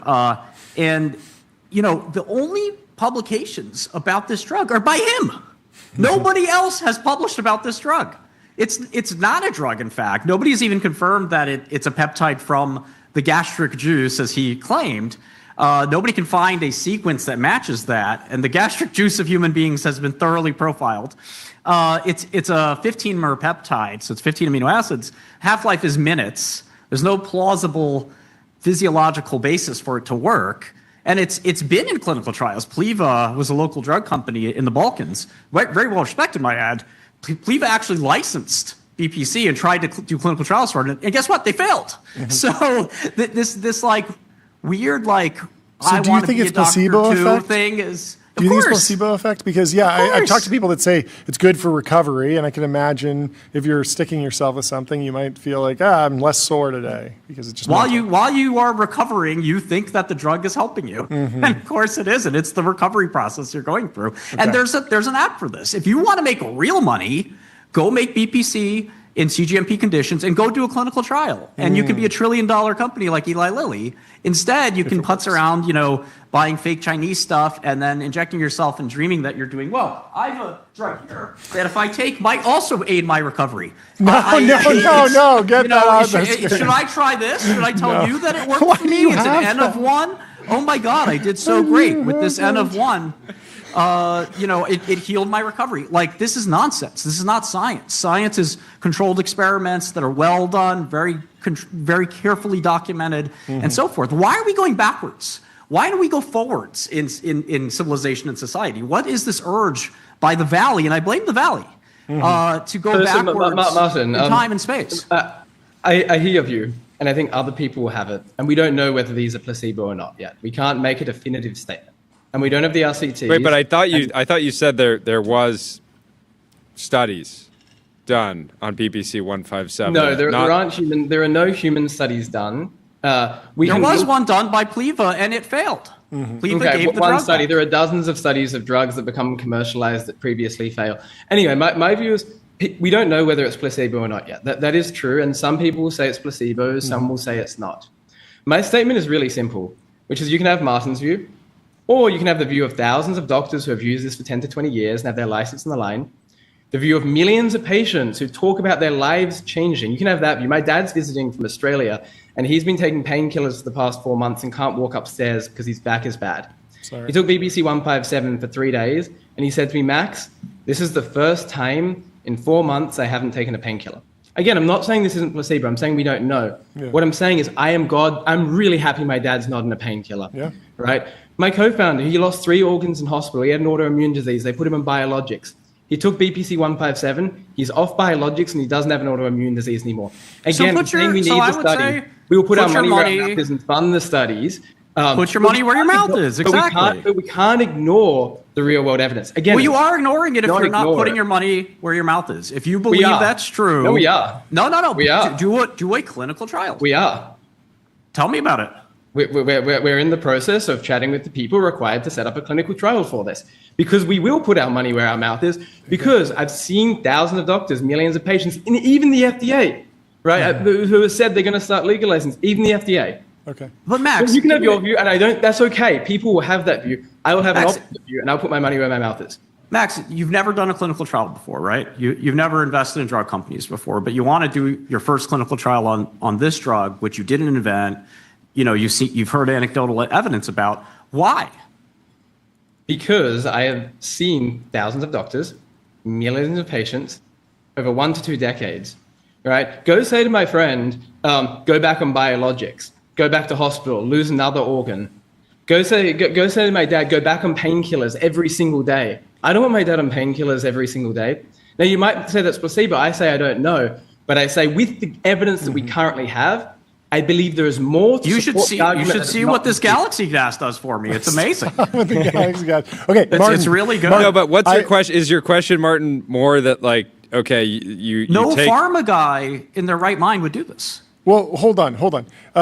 So no pharma guy would do it. Max clearly believes in this. And what is the intersection of these two things? Is it possible to do the type of study that you're talking about with Silicon Valley backing? Is a $30 million Series A enough to get started? Or do you need to go to Wall Street, IPO, do the biotech thing? No, you can. I mean, plenty of private companies do this. Okay. There's hundreds, if not, actually, I would say there's thousands of private biotechs. Okay. Generally, they would pass on something like this. Well, yeah. So why? So there's this body of anecdotal evidence. Unpublished evidence. Yeah.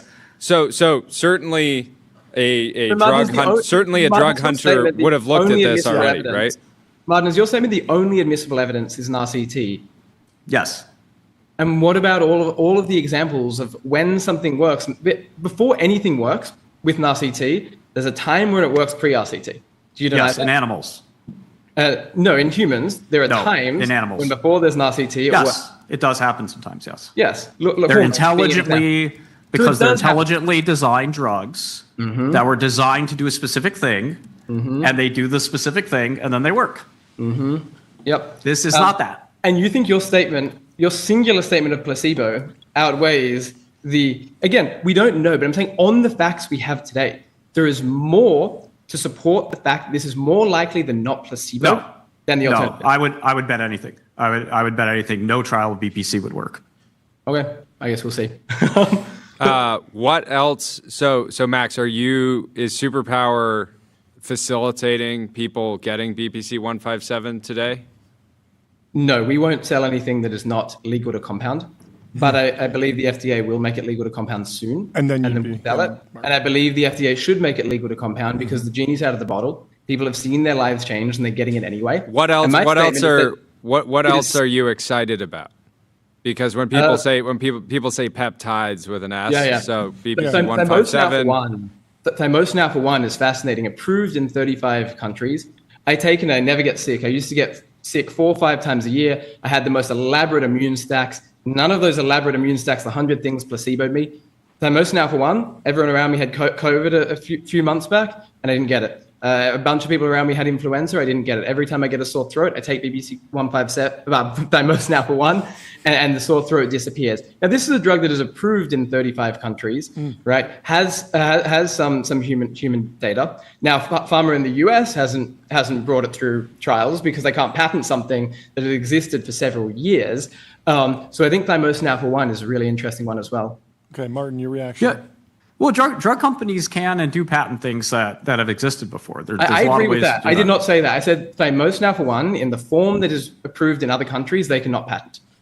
Yeah, I mean, you don't even have to patent a drug, right? You can get 7 years orphan exclusivity, 5 years of NCE exclusivity. There's a lot of ways to make money in pharma. And pharma, if you haven't noticed... So I agree with that. I agree that they could find some rare disease indication and use Dimosnap 1 against that and get a patent. My statement is that they could not get a composition of matter patent for Dimosnap 1 in the way that doctors and patients are using it today. Sure. I mean, you can change molecules too. I mean, there's a lot of ways. I know. Why would they do medicine? And so we're saying the machinery of the FDA requires something works. We see it in 35 countries. The only way to get it patented is we've got to change the molecule and spend $300 million to $3 billion. What is that? Like, what is that for a system? Right? Yeah, That's regulatory capture by pharma to me. I wouldn't say that necessarily. I think that there are benefits to making drugs stronger. Like I said earlier, peptides are the weakest form of drug. They're not except the best, but maybe the best drug of all time is a peptide. Yeah, but it's one of very few. I would say 5% of drugs by revenue. Today, right? 5 years ago, we didn't even have GLP-1s. 10 years ago, we didn't really have GLP-1s. Peptides were and probably always will be a backwater just because they're very weak. They have no pharmacological properties that are beneficial, like a good half-life. And in fact, the naked peptide GLPs don't work either. They have to be heavily modified by pharmaceutical chemistry. We know this is not true. There's an There is. FDA-approved peptide with a very short half-life, Semirelin. Dimosnap 1 has a very short half-life. Yeah, there are drugs that you don't need a long can half-life work. to have an effect. We know this. The FDA knows. 35 other countries know this. There are some drugs that can work with short half-life, but almost every drug guy will tell you that you want a long half-life so you don't have to keep taking the drug. There are some drugs. Correct, and that is fine. And we have methods now with science to extend the half-life of these compounds, and that's part of where the research is going. This is called pharmaceuticals. Yeah, that's correct. Yeah, that's correct. what the industry is. We have an FDA that. for it. We have all these rules for it, and I don't think we should change that. I mean, these are the things that have made American pharmaceuticals one of the greatest industries ever. To start to move away from evidence-based medicine is it's potentially very risky and scary thing. I think the riskier thing is there being a gray market because the genie's out of the bottle and people are getting these regardless. And I think it's far safer to get them through GMP-certified compounding pharmacies in the way that the FDA has oversight over, rather than the state we're in today, which is the gray market. And this isn't a debate between no peptide and legal. It's a debate between gray market or white market. And I contend white market is net less harm, net higher benefit for the US people. I think we should treat them like we treat controlled substances, right? I mean, there's a very specific set of laws that states what you're allowed to traffic on interstate commerce or not. And you need a BLA or an NDA or a 505B2 to traffic a drug across interstate commerce in the United States of America. And that changing that, I don't think is useful or helpful. No matter how many people on Reddit think that they want to play Dr. House today, that's not something that they should be engaged in. So this is why I think they need to be legalized, because I don't think what we have today is safe. I don't think people going to gray market pharmacies and injecting anything into their body is safe. What I do think is far safer and net lower harm and higher benefit for the American people is these things being regulated in Category 1 and produced in GMP-certified facilities and prescribed by doctors. That is safer. So the net harm reducing case is making these Category 1 and legal to be prescribed by doctors. Not all of them, but the ones where we have a sufficient safety signal and a sufficient effectiveness signal. Well, there is an arbitrator for that already. It's called the FDA. I mean, why you want a second, I guess, special ed version of the FDA for drugs that didn't quite make it so clearly efficacious? What I'm saying is many of these things the FDA might not ever want to research because the patent is hard, because they target wellness and prevention human optimization rather than disease. And the FDA loves their cancer therapeutics. And my statement is, if we have sufficient safety and efficacy signals, we reduce net harm by making them legal today. We reduce net harm. And try saying to the person who used to be in biologics with an autoimmune disease, you have to wait 20 years for something that might never be researched by big pharma, right? Try saying to my dad who was on painkillers for the past 4 months every single day that, you know what, this compound you took for 3 days that has been used for 2 decades, go back to your painkillers. Try saying that to them. And maybe one day pharma, maybe in 10, 15 years we'll research this. We don't even know. Say that to them. Mm-hmm. Martin, it sounds like there's a sort of a mischaracterization of your argument that I'll let you push back on, that you're arguing that that the FDA has no problems, that the FDA is perfectly efficient. And that seems crazy. I feel like everyone's upset with every aspect of the government all the time. Are you saying that the FDA is anywhere near to the speed required to approve new drugs, new research as quickly as they could? I'd say they're pretty good. Really? You know, I hate almost every part of the U.S. government. Okay. But that's one I do like, and I advise the U.S. government, and I feel like this is something that, you know, could not be further from our collective benefit. Companies love making money. It's capitalism. You're saying you prefer the gray market? You think the gray market? I prefer no market. But we don't have the choice of no market. No, yes, right? we The do. genie is out of the bottle. What does that mean? It's out of the bottle. What does that genie mean? What that means? We can arrest the genie. We can give the genie 20 Cocaine, cocaine in the 80s. Cocaine in the 80s. Yeah. Doctors have prescribed these compounds, and they're doing everything they possibly can to get their hands on them, and that can be very risky. And what I'm saying is we have safety and efficacy signals in millions of patients with thousands of doctors in 10 to 20 years. Yeah. So Max is arguing that, like, a war on drugs will not work. It hasn't worked in the past. It is impossible to.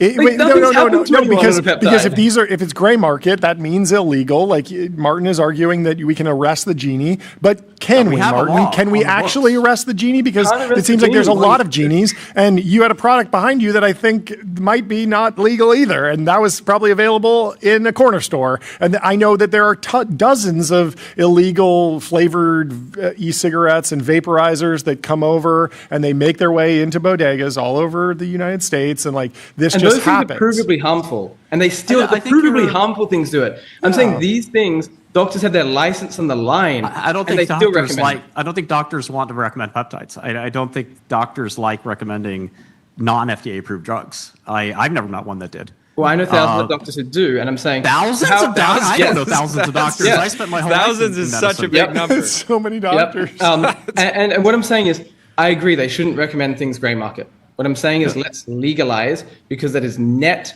safer for the American people. Yes, and Martin, you're saying that you can win. You're saying that if we hang out in the gray market, you think it's actually possible to shut down gray market activity. Is that true?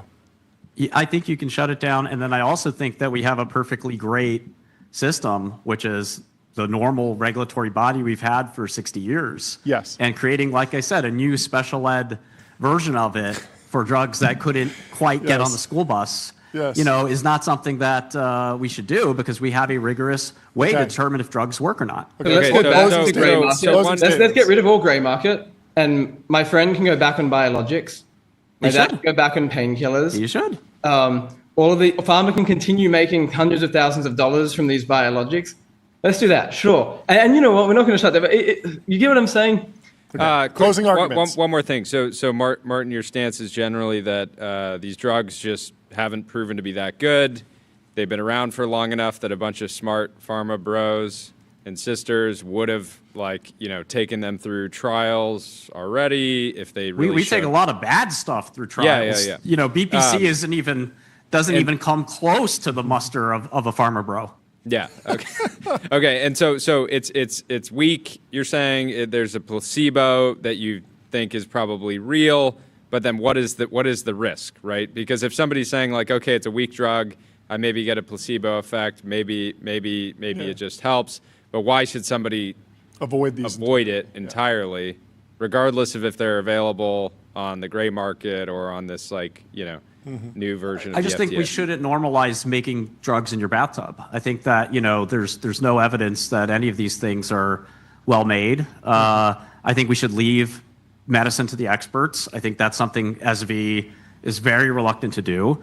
Many people want to feel in a world where maybe they feel like they're losing control. They want to control this thing, or in a world where we're losing confidence in government. We want to take this into our own hands. And it's just not the way to do things.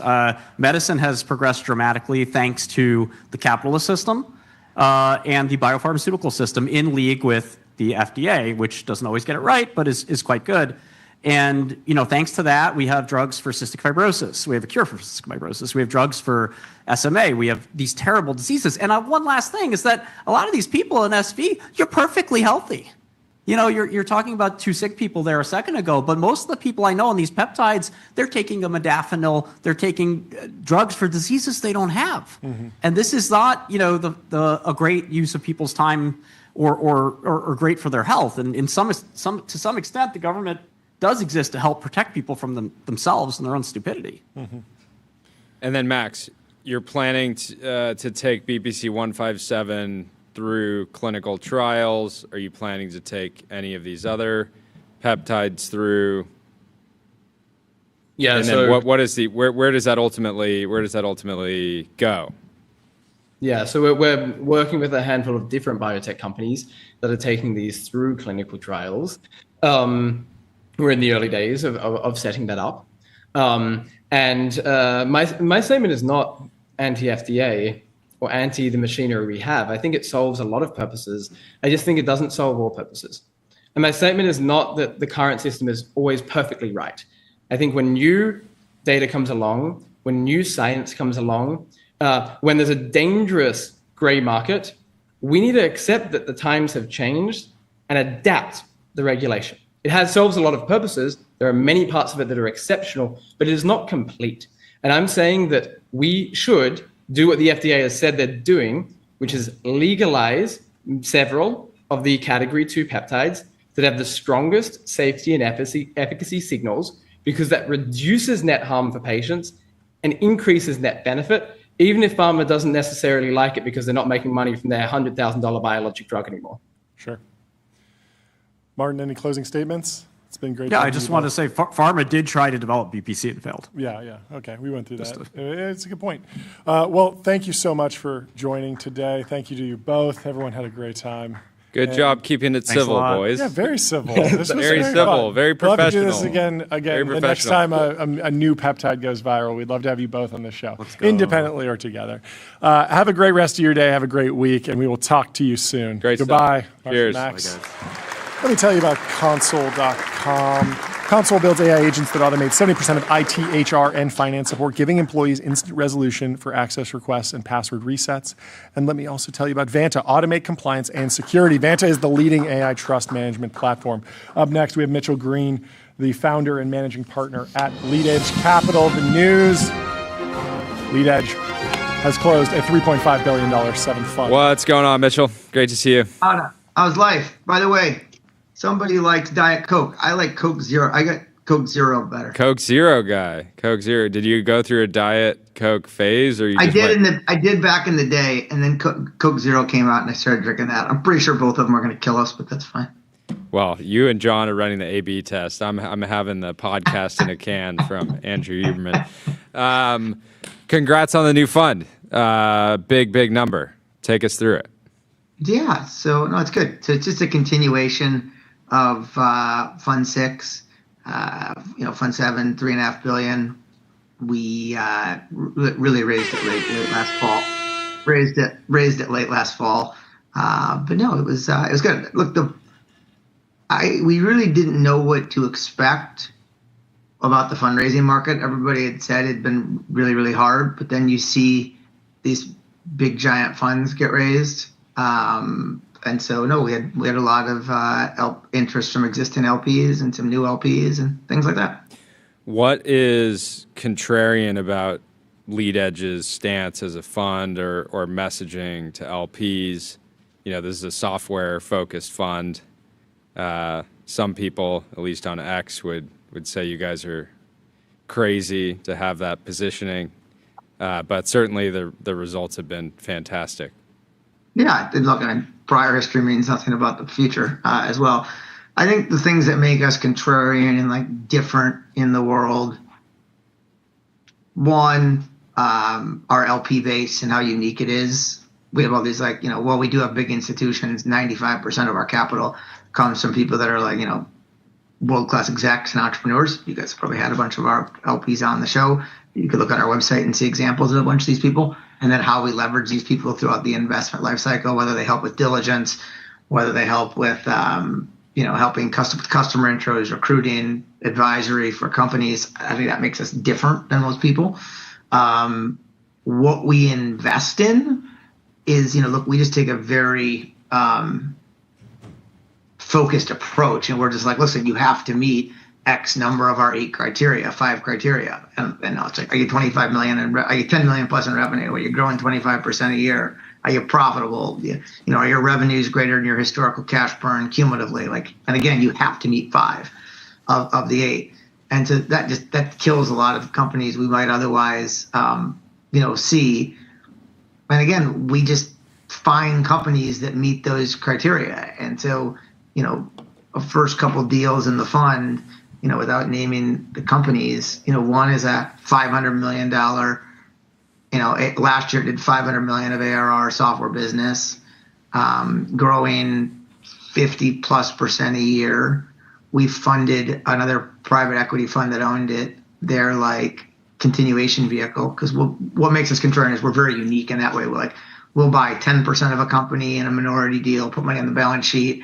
We'll buy secondary from an early investor. We'll buy 80% of the company.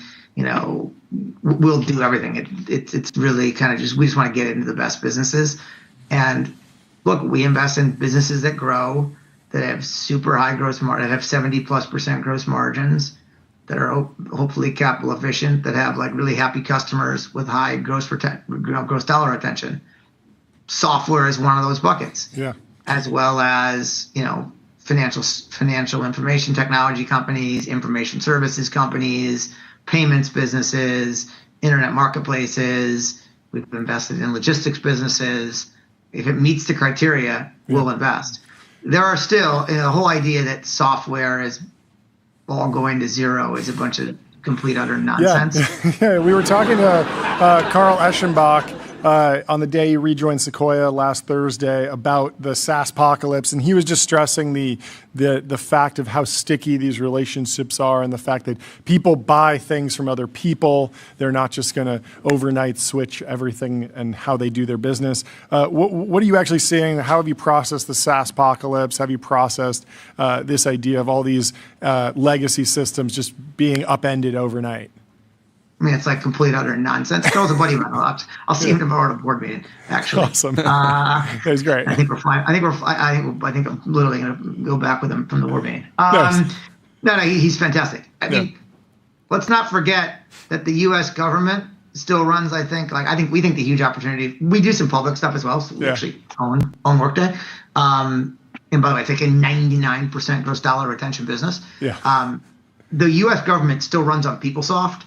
And most banks that people use in America run off of mainframe computers. Yeah. So, open source, when people say the apocalypse, SaaS apocalypse, that all software is going to zero, I think what people fundamentally get wrong is that they think R&D is the most important thing in these companies, writing the code. Yeah.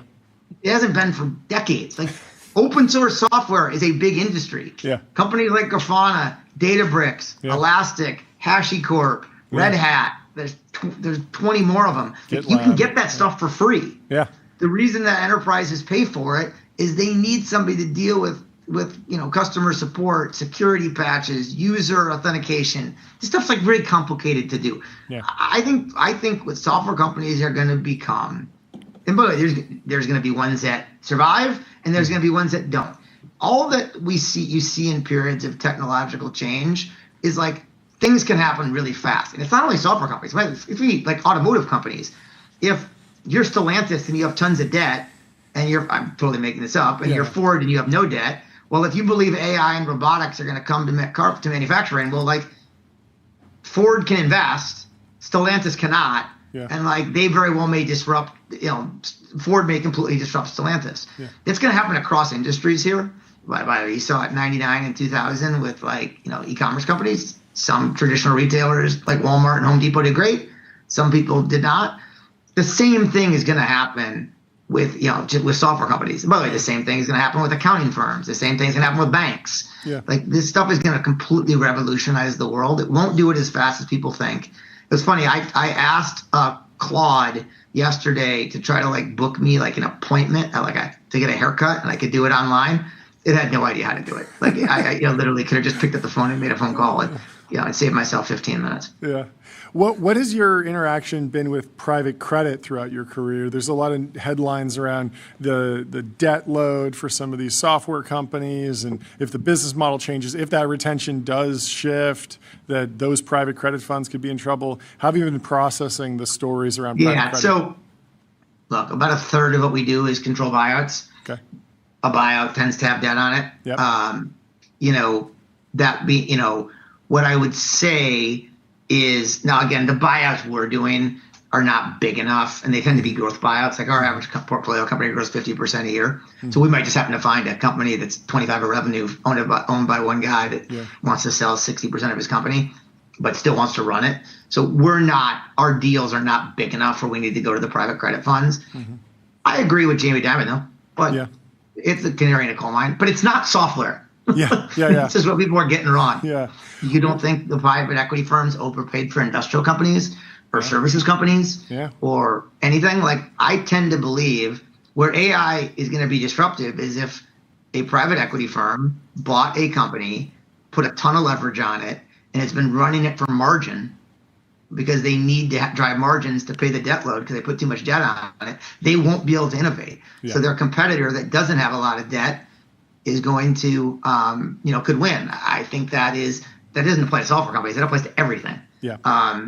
I suspect there were in any unregulated industry where you take a bunch of people to Wall Street, a bunch of people have done probably stupid things.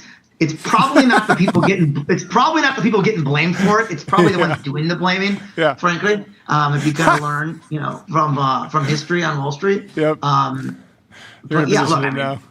again, if the private credit guys get paid, they'll get paid before the private equity funds. I think we're going to sit here in 2030, and there's going to be a ton of these deals that were done in 2019, 2018, 2020, 2021 that screw just software. It's everybody at all the industries where you're going to be looking at very low single digit low single-digit IRRs in companies. What's the oldest company you've ever bought or invested in? Have you ever looked at anything that's over 50 years old? Or I've just seen 50. Some of these vending screens acquisitions that are you'll see AOL is transacting now, and I'm we haven't heard that name in a long time. We can hear you. That's only 30. Hold on, I'm looking to see when a company. Okay, yeah. So we own a business. Okay. Called Growth Zone. Okay. That makes Chamber of Commerce Association management software. It's a business, nicely profitable. The company was founded in 1996. 1996. Okay, so we own another business. That business started in 96. It's a different name. Yeah. In 2019, it was bought by a small private equity fund. Sure. We then bought that. Yeah. But no, we own a business that we bought through an interest in a fund called Work Human. And this is a huge business, super profitable, big company. That's the anti-AGI bet. Yeah. And so Work Human used to be called Global Force. Okay. It's a big HR software company. Sure. And employee benefits company based up in Boston.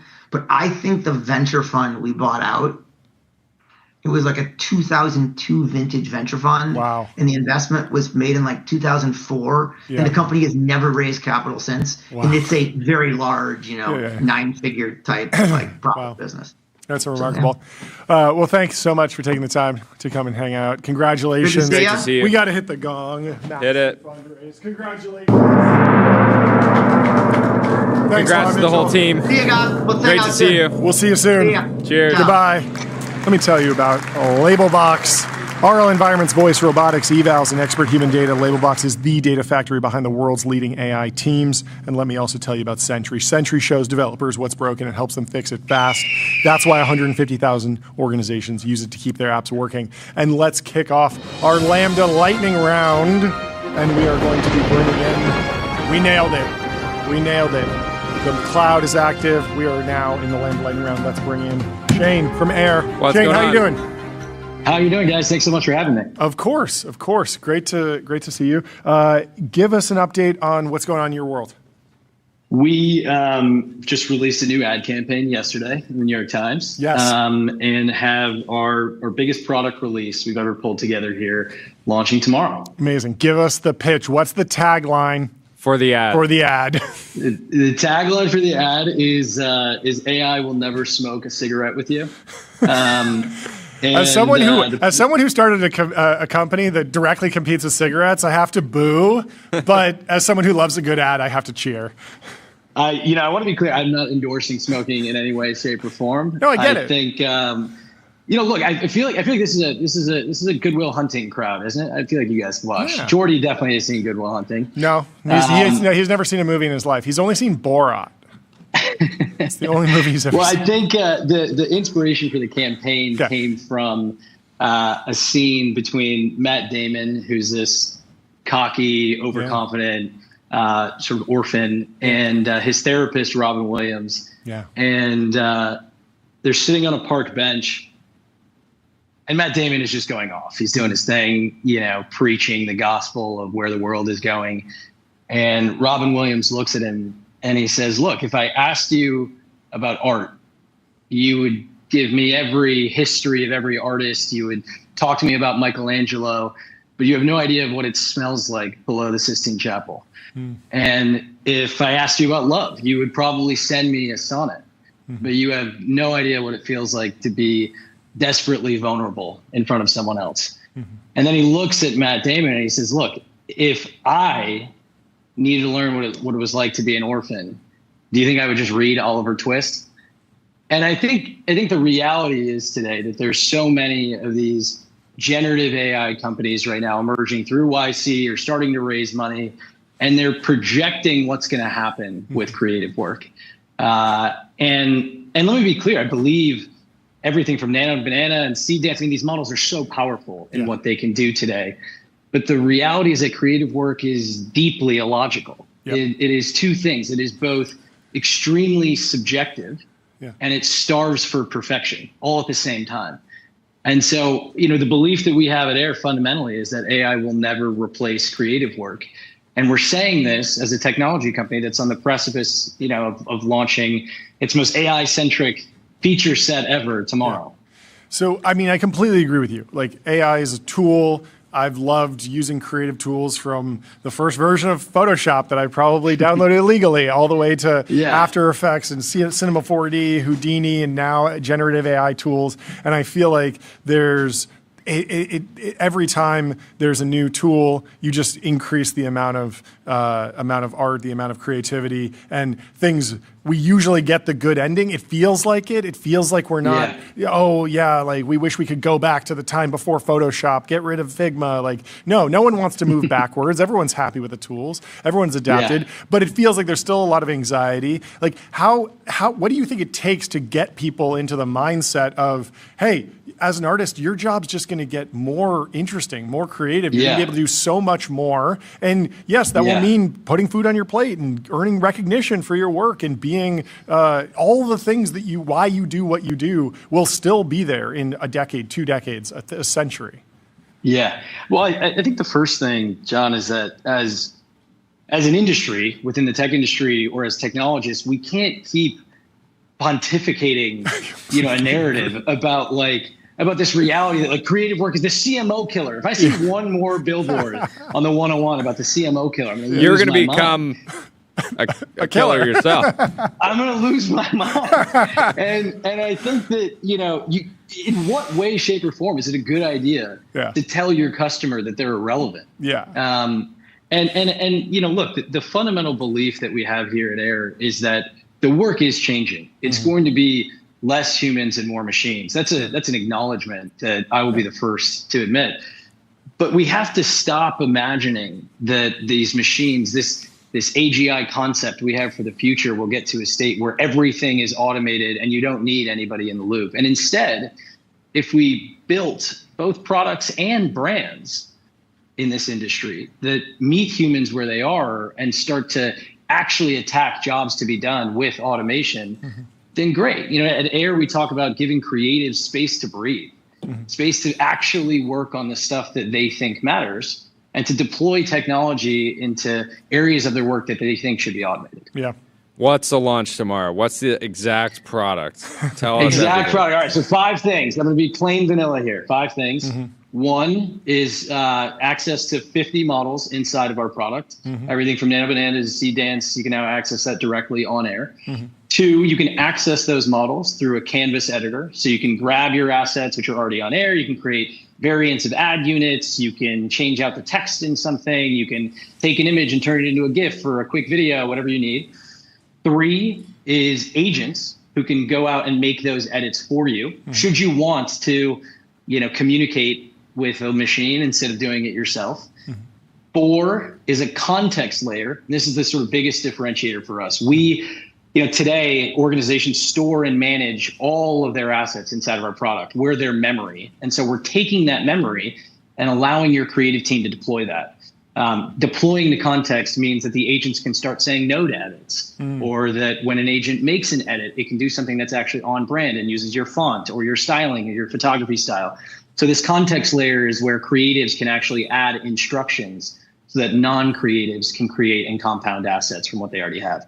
And then the 5th one is what every organization, like us is going through right now. It's we're transforming pricing, going fully to usage-based pricing across our product. So all of that hits tomorrow. What about search? Massive. I feel like there's, I've watched my iPhone camera roll push the search bar bigger and bigger. They really want me to search. And it's okay.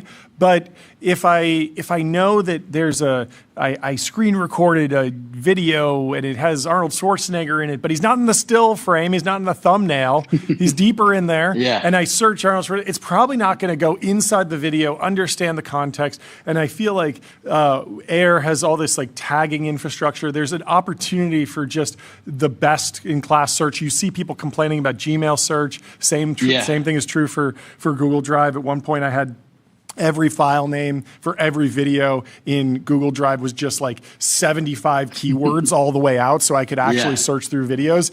Is AI accelerating you there? It's a good question. My co-founder Tyler and I have been building this business for 8 years, and we've been very thoughtful. Our approach is to try to build a system of record for creative work. So a Salesforce or GitHub specifically for visual data. Our AI journey began, to your point, with search, natural language search, and the enrichment of assets. And from our perspective, the models got to a point over the last 2 years, products like BDA as an example from AWS, where you can do a lot of really powerful things: facial recognition, scene detection for videos, custom object detection, and then you can power that through a really elegant natural language search experience. That functionality exists in the product today, and we've been leaning into that work for the last 2 years. The shift for us into generative editing and variant creation really began in October as these models started to progress in the quality of the output. And we realized that the quality of the output was going to be decided by the quality of the context around it. So, starting tomorrow on air, we'll marry both of those things, both the amazing world-class search experience you can now have enabled by AI and the variant creation that can stem from it, so that a year from now, if you want to look up Martin Shkreli rage bait, on TVPN, you'll find you can go and find that. I'm glad we had you in the audience. Well, thank you so much for taking the time to come chat with us. Congratulations on the launch and the ad campaign. So yeah, great to see you, dude. Absolutely beautiful. We'll talk to you soon, See the launch. Goodbye. Take care. Cheers. Let me tell you about Turbo Puffer, serverless vectoring full text search, built from first principles and object storage, fast, 10x cheaper, and extremely scalable. And let me also tell you about Figma. No matter where your idea starts, Figma Make, Claude Code, Codex, or a sketch, the Figma canvas is where ideas take shape and products connect. Build in the right direction with Figma. Without further ado, we have Doctronic. How are you doing? Dr. Doing great, Doctronic. guys. How are you? We're doing great. Please introduce yourself and the company a bit for us. Yeah, so Adam, I am one of the co-founders of Doctronic. Doctronic is an AI doctor.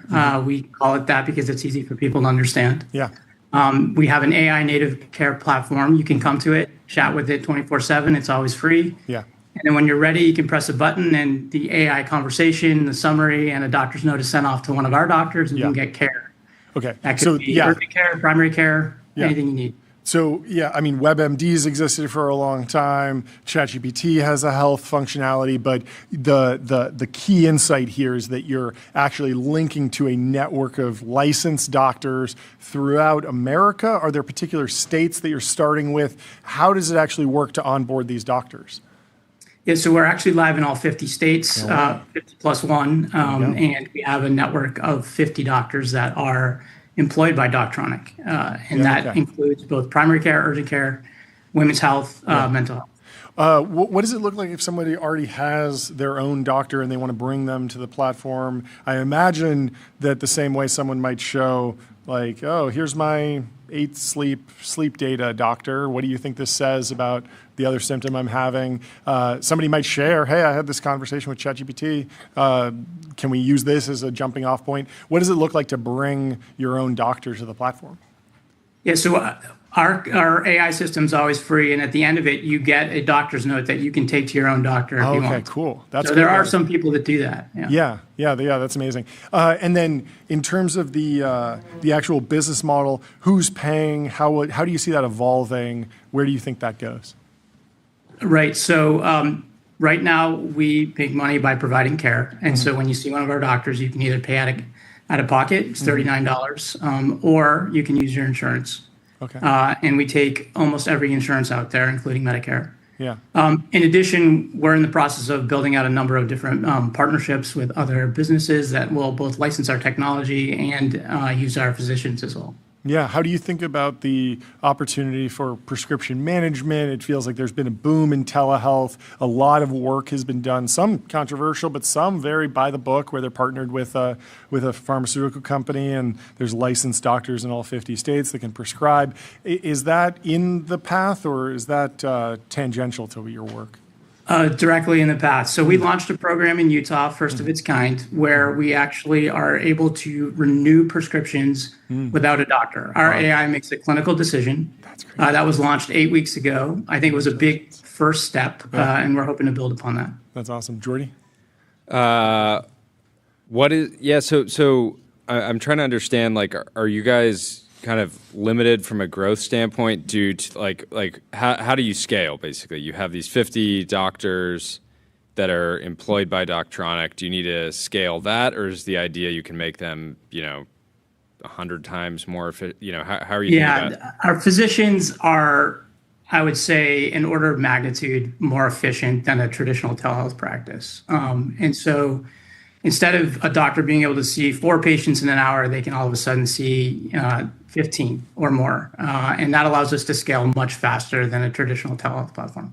And then you mentioned partnerships with other companies. Would that be with like major LLM providers? Is that where this is going? No, our partnerships come in 3 different flavors. The first one would be with payers, TPAs, or large employers that want to utilize our services because we're going to be cheaper than most other telehealth practices. There are large health systems that we're in discussions with that want to utilize our technology because we can make their doctors more efficient.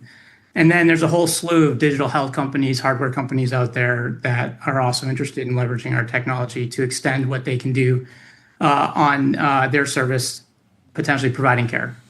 I was listening to Terrence Tao, the mathematician, on Dorkesh Patel, and Dorkesh was asking him about the impact of AI on his job, which is mathematical research, and was trying to say, like, how much more efficient are you? And Terrence Tao was saying, well, I use AI a lot, but I don't, it's not like it's helping me with the core work. It's more like in a paper, I would like to put a chart. Normally that chart would take me 10 hours or 5 hours to put together. So normally I just wouldn't put it in. Now I can just put it in. And so he was like, I'm doing 5 times the work, but it's not replacing work that I was doing before. And it was this very like Jevons paradox type of answer. And I'm wondering about the amount of medical advice that's being dispelled. How much of it is displacing conversations with existing doctors versus just purely additive conversations where someone would have said, you know what, I do have that, I do have some symptom, but I'm just going to go to work today and I'm not going to go take the time to schedule an appointment and meet with a doctor. How much of what you're doing is seen as additive versus replacing labor? I think it's almost all additive, to be quite honest. And when you think about medicine, it's always had this fundamental supply-demand mismatch. Yeah. Think about how many times you've wanted to go see a doctor and you just didn't do it because it was too hard, right? Yeah. I think there's probably 10, 100 times more care that could occur if there's zero friction in the system. And a lot of what we're seeing today is it's just so easy to utilize our system that you're going to come in and ask questions that you would never ask a doctor. We have people who use our system 10 times a day. They'll come in and say, hey, I have high cholesterol. What should I eat for breakfast? You would never ask that of a doctor. Yeah. But when there's no friction in the system, you can do that. Okay, we gotta fire up Doctronic and ask whether or not we should take BPC 157 because it's been hotly debated on this show today, and I want a real doctor or an AI doctor. I know exactly what you to guys get to would the say. bottom of it. I think that they would probably I'm going to defer that to our system. I actually don't know what that is. So it's a very controversial peptide that some people claim works very well, other people claim it's a placebo effect, but hopefully people are referring to real medical advice for this particular question. But you raised some money. Tell us, how much did you raise? I want to hit the gong for you. We raised $40 million for our Series B. Congratulations. Thank you so much for taking the time to come give us the update, and I hope you have a fantastic rest of your day. Yeah, great to meet you, Adam. As well. We'll talk to you soon. Goodbye. Let me tell you about Fin.ai, the #1 AI agent for customer service. If you want AI to handle your customer support, go to Fin.ai, and we are in the Lambda Lightning Round. This concludes our Lambda Lightning Round, but let me tell you about Lambda. Lambda is the superintelligence cloud, building AI supercomputers for training and inference that scale from 1 GPU to hundreds of thousands. And without further ado, we have Robin Vince from the Bank of New York Mellon. Robin, how are you doing? What's going on? What a wonderful backdrop. I think we are struggling. Really remarkable. Oh, how are you doing? Sorry, we missed you on that intro because of the audio. Can you introduce yourself and the company, I suppose? Sure. Well, it's great to be with you. Congrats on the show and everything you've been achieving. It's been fun to watch your progress. BNY, we are the world's real looking after the wiring and financial security of the financial system. We also are America's oldest bank. So we've been around for a while. We've seen a few cycles over time. There were just 20,000 people in New York. Who started the bank again? Alexander Hamilton, the now famous dude. It's incredible. So obviously a lot has changed over the 250 roughly year history of the firm. What is your day-to-day like? What is on the top of your list of goals for 2026? What are the challenges to running an institution as old as BNY? Well, we've been really reimagining the company over the course of the past 3 years. We've been a strong and safe part of the financial services system and the U.S. financial system, as you say, for 250 years. We were the first stock ever traded on the New York Stock Exchange. That's fantastic. Exactly. That's right. There's value to longevity, but to get old means that you learn how to adapt. And this is a world full of change. And so we've been laser focused on really bringing ourselves truly into the modern age. AI, very focused on AI and everything we're doing with our platform. We can get to that. Yeah. But actually taking the company and making it be the performer that it can be. We do all these great things, these different businesses that we have. Yeah. Living up to our potential has really been the motto of the past 3 years for us.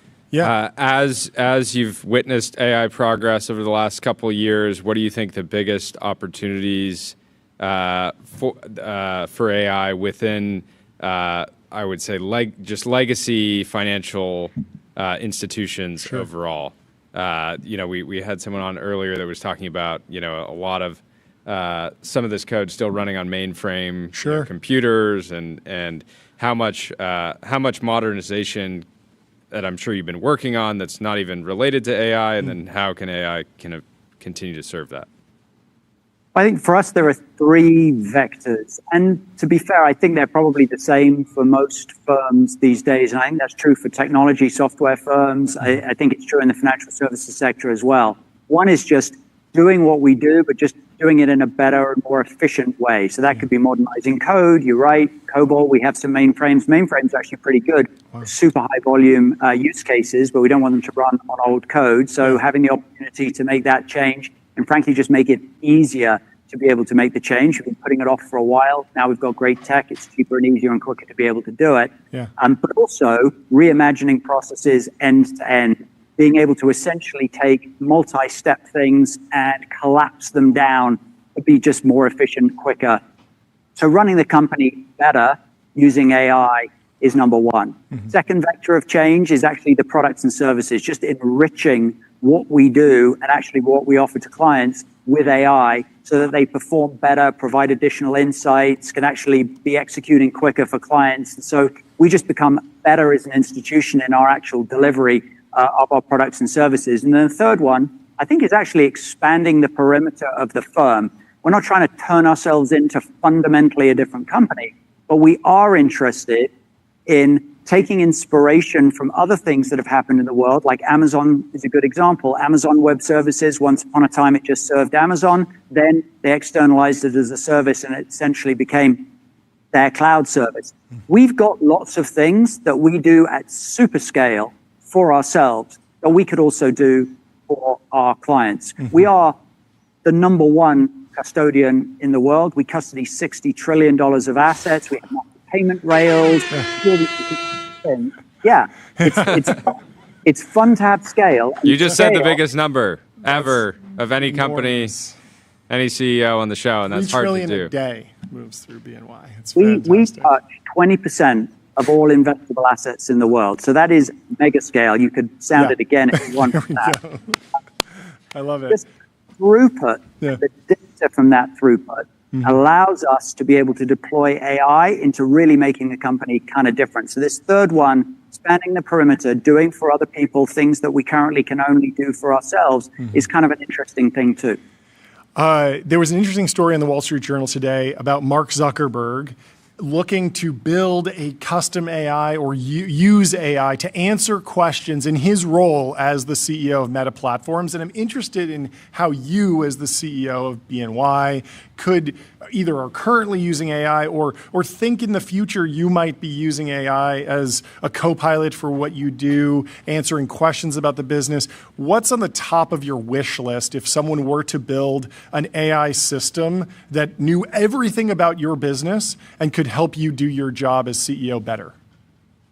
Well, we have the beginning of that right now inside our company. So we have our own AI platform that we built. We started the journey 3 years ago. It's called Eliza, homage to Alexander Hamilton again. And Eliza connected to all of the LLMs, but is really a multi-agentic platform that our people build agents. And we have live agents, multi-agent solutions in production doing work today. We also have digital employees that are essentially multi-agent solutions, but wrapped with a user ID, a login, a persona, a name that actually make them addressable and deployable in the company to work alongside our human employees as teammates. And Eliza's an app, and I do exactly what you just asked, basically multiple times a day. So I put the client earlier on, hey, I'm going to be seeing this client. Could you please tell me what are the additional things that I should be talking to them about? Give me the top 3 ideas that are meant to be my pitch to the client. It goes through, looks through every call report that we've interacted with the client, what I did last time I met with them, what's happened in the news so far, what's pertinent and news to their business, and actually just advises me on how to be a better kind of extension to the client rep team when I'm meeting with them. So I do that today. Yeah, wow. Very cool. I mean, can you explain to us a little bit about what you're standing in front of? Is this some situation room to understand the global economy, your business particularly? It looks amazing, but I'd love to know more. So you can just see a glimpse of it behind me. But yes, it's a It is exactly all of what you just said. It is a situation room. It's our cyber technology command center. It is AI powered. Yeah. So AI is kind of the first line in actually looking at it, triaging it. So we're watching $3 trillion of money every day. We're watching 25 to $30 trillion worth of US Treasury settlements every day. Yeah. We're watching $3 trillion worth of wealth assets. And we're basically helping our clients to be able to get insights into their business that's running through our technology, because we're kind of a platforms company these days. We're a bit of a non-traditional bank in terms of what we actually do. So this is a virtualization. So it's all real data, real time, that is actually, and we have this in 3 places in the world, that runs off private and public cloud, that actually allows us to get the insight into what's happening in our business all the time, real time. I'm sure clients are asking you about disruption from artificial intelligence, geopolitical instability. What else is at the top of the minds of your clients as we go into 2026? It's an uncertain time. Where are people searching for certainty right now? Well, it's an important question, John. And so AI is for sure right. You're right about the geopolitics. Yeah. The world's a complicated place. Digital assets is another example. Oh, sure. We've positioned our investment in digital assets, tokenization, tokenized deposits, stable coins, tokenization of other security types, and frankly, other financial assets, or maybe welcoming new financial assets into the system. That is something that our clients are super interested in, because they want us to help them manage that transition from the old or traditional rails into the new ones. Yeah. And we can be a partner for them with that. What do you think is next? I mean, there was a lot of talk years ago about tokenizing assets, bringing, assets that we know and trade every day onto, digital rails, cryptocurrency, on chain. That it feels like that happened with the dollar. It feels like stablecoins are here. They've arrived. Real estate has been slower. Stocks have been slower. What do you think Oil's is the ticked next? up Is oil on chain now? I was not familiar with that. Yeah, but people are trading oil on chain, but where do you see I'm this sure you going? see you have some questions around how that's actually being done. But Yeah, well, look, remember with oil as well, it's a physical commodity at the end of the day. So the whole concept of on-chain in terms of the mirror world is like, if ever there was an example of just a reminder that it's a physical asset, today's the day. But look, let me give you my Gen 1, Gen 2, Gen 3 view of that. And even before I do, let's just acknowledge where we are in Gen 1. So tokenization, yes, we're underway. We're beginning. You mentioned stable coins. They have market share this big right now. And so it's early days. And it's a little bit like AI. You can see the promise of the tech. You can see the opportunity. But at the end of the day, adoption, full integration into the system is very different than just having the tech. And we talk all the time in our company about AI. Great, exciting. But it's got to be deeper. It's got to be everywhere. It's got to be for everything, for everyone. So I'd say digital assets, similar situation, even in Gen 1. We're beginning. It's early days, a lot of promise, opportunity. But just taking an existing asset, or even a physical asset that exists that isn't really part of the financial system, putting it on, that'd be the beginning. Then, how do we actually make things work better and differently? Because for some existing assets, they're not necessarily better just because we tokenize them. We take a share of Microsoft and we declare victory because it's a token. We haven't really changed much in the world. If you take a bond, the question is not only can you tokenize the security, but what can you do with the indenture? How can you have the if and therefore statements that are all part of that piece of documentation and actually encode them in a chain in a way that it actually is going to add additional value? That's a different thing than just tokenizing the security itself. And then Gen 3, if you actually think about financial securities as ultimately being a cash flow and terms and conditions, then maybe you can just re-render financial assets in entirely different ways because of the fact that you now actually have the blockchain and you actually have capabilities that didn't exist today in the traditional rails. Now, today's L1s aren't really up to that task. So there's innovation that's required at the L1 layer level as well as in the L2s and then for participant firms. But that's how I see the world. We're early. This is a 5-year, 10-year journey. It'll happen, I think. It'll happen more slowly than AI. But that's another example of an innovation right now. Earlier in the show, we were talking to Mitchell Green from Lead Edge Capital about private credit, and there's been some reporting around just how big that non-bank lending industry is. How should average investors who aren't maybe specifically in a private credit fund, but just, your average American trying to make sure that their portfolio goes up every year, how should they think about private credit, the risk in the system, how they can protect themselves or potentially benefit? Where is America when it comes to the private credit industry right now? So first of all, just a reminder that private credit is, first of all, credit. Yeah. And so we've got private credit, we've got public credit, and they're essentially two different markets, different investor types potentially go in. But at the end of the day, they're trying to solve for the same thing, which is leaning in to being able to lend money into the financial markets and capital system, give entrepreneurs and other business builders or business runners access to more capital.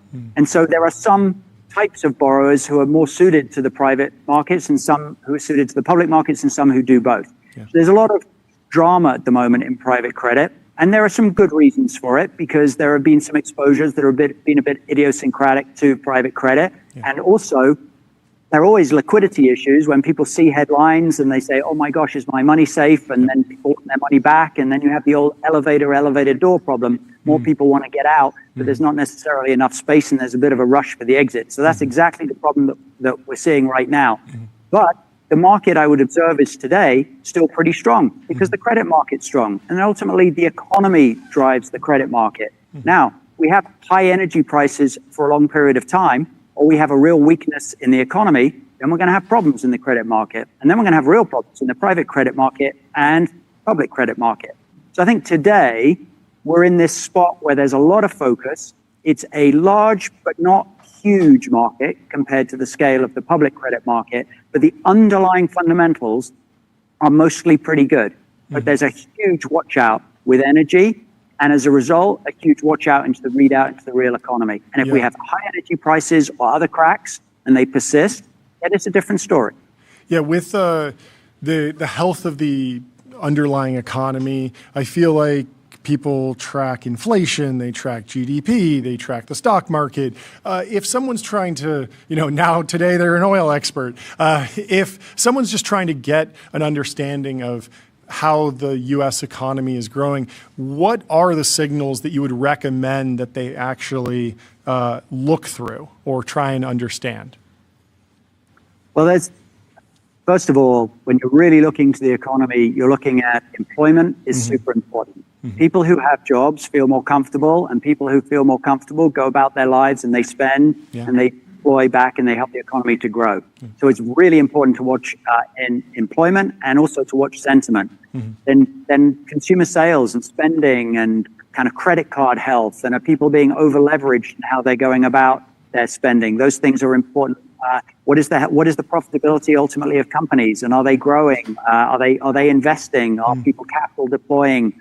Energy is a huge input. High energy prices have a very negative impact on the United States. We sit here and we feel very good about the fact that we've got a lot of security in energy supply. And so actually having the molecules that can flow because we have access to supply is a really big deal. But we're an export market. So at the end of the day, the world prices sort of set the price domestically here as well. And if we have high energy prices, it ripples through into food. It ripples through into all of the different things that are energy dependent. And these days, kind of everything is energy dependent. Yeah. Well, I guess the good news is that oil's down 10% today. I feel odd saying that, but it was very nerve-wracking when oil seemed to be going up and up. And as you mentioned, high energy prices can really put a drag on the economy. So hopefully, I think we're all hoping for stability in financial markets, stability in energy markets, and all of the above. But thank you so much for taking the time. Yeah, really enjoyed your perspective. To break it down and come back on soon. Yeah, we'd love to talk to you more. Thank Have you. a great rest of your day. Cheers, Robin. We'll talk to you too soon, Robin. Let me tell you about Graphite. Code review for the age of AI. Graphite helps teams on GitHub ship higher quality software faster. Our next guest is live in person in the TBP. The one and only. With us, the one and only David Senner. How you doing? Miss you, man. Nice watch. Good to see you. Tell us, how are you feeling? What is this? How are you feeling? That's just the Yahoo button. Does that reflect your inner feelings? I want to talk about your inner monologue. I want you to introspect. I want you to introspect. How are you feeling? You're doing well? Yeah. Unbelievable. And do you feel aligned? Do you feel like you're reaching your goals in life? Do you feel like you're doing what you're meant to be doing? Oh, I mean, you don't answer that question. What kind of question is that? I'm just messing with you. Yeah, It's introspection questions. Yeah. It was. Do you want to give funny. the background to what you're? Sure. So David Senra, host of Founders, went viral last week after an interview with Mark Andreessen, where you were both in discussion, in agreement around this idea of maybe you don't need to be constantly introspecting. You need to have some forward motion in your life. You need certainly to shouldn't be ruminating. It wasn't advice. It wasn't advice for other people. Oh yeah, at all. That's funny. So it was an observation. Yeah. I wanted to talk to Mark for a long time. Yeah. And I actually had dinner with him last year in Miami. Mm-hmm. And it took him a while to warm up, but then once he gets going, the same person you see on the podcast is like the same person in person, right? And I've consumed everything. I told him before, I was like, I think you and Palmer Luckey are probably the two best podcast guests on the planet. He's great. Right? Yeah. And, because he doesn't have any notes in front of him, I spent 8 hours knee to knee with Palmer, and he was inexhaustible. I've never come across a mind like that before. Yeah. And Mark's the same way. It's like you can ask him anything, and he has this crazy recall. And the difference between me and most people that talk to Mark is I've read all the same books that Mark has done. I read his blog archive 8 years ago. Yeah. And which was excellent. Long before he was tweeting. Did you do an episode about his yes. blog I think it's episode 50 of Founders. That's great. I think this is in 2018. Episode 50. Wow. Yeah, exactly. I should redo it because there's a lot of really good advice for founders in there. And so I was just excited to talk to him. Yeah. It was by far, I think we've done 13 or 14 of these that we've released so far. Now we're recording mad, so we have a ton banked. But it's one of the people I was most excited to talk about just because we have the same passions. And he was the only person that I've come across in today that came to the same conclusion that I would read all these biographies, and these people that went on to build great companies, invent new technology, everything else, they talk about this all the time. They actively avoid introspection. And so the reason I brought up, I was not trying to be provocative. Yeah, I'm not I have a 10-year fucking history of not being provocative. But so, I understand the pushback, which is that there's so many examples of history's greatest entrepreneurs introspecting. I think that maybe the nuance here is, when does the introspection happen? I always go back to that Disney chart, the Disney napkin map of how Disneyland fits into Disney films, fits into the radio business, fits into the merchandise business. It all is crystal clear right now. And a lot of founders, a lot of content creators, a lot of people like us will look at that and be like, I need 7 things that all piece together. But Disney drew that map and then died 2 years later. It was a reflection on his life. He was introspecting about what made his business successful, but he did it after he had done all the things. I think people are confusing thinking with introspection. So I was actually thinking about you. We're again, I went back and listened to the first 10 minutes of that episode. Yeah. There's nothing remotely controversial about this. And I guess one part, you're there should be more nuance. Yeah, well, no that's the point shit. of the internet. No one needs the context. They're not going to watch the 10 minutes. They're just going to see the caption and then disagree with the caption. So what I would say is this is the difference between pre and post life's work. Mm-hmm. And so you're a perfect example. Yeah. This is we've talked about this a few times on the show. It's there was a huge pre-history with me and you pre-TPBN. Yeah. And where you're the EIR at Founders Fund, you're making these fucking incredible I can't cuss, right? You guys got on me last time about this. You can. Okay. It's up to you. Okay. Depends on how you want to portray. If our kids start swearing, we're going to be mad at you. Yeah, I'm going to take the stand that none of history's greatest entrepreneurs have ever sworn. Yeah.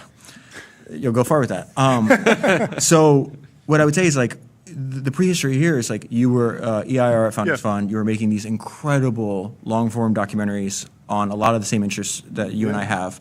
I found you, I started talking to you, I was you're gifted at this. You're a generational media talent. Yeah. Because I was the first thing I saw of you was your History of Silicon Valley documentary, That's fun. which I've read at least 40 books on the same topic, and I'm learning stuff I didn't even know. So I was oh, this guy's this is incredible.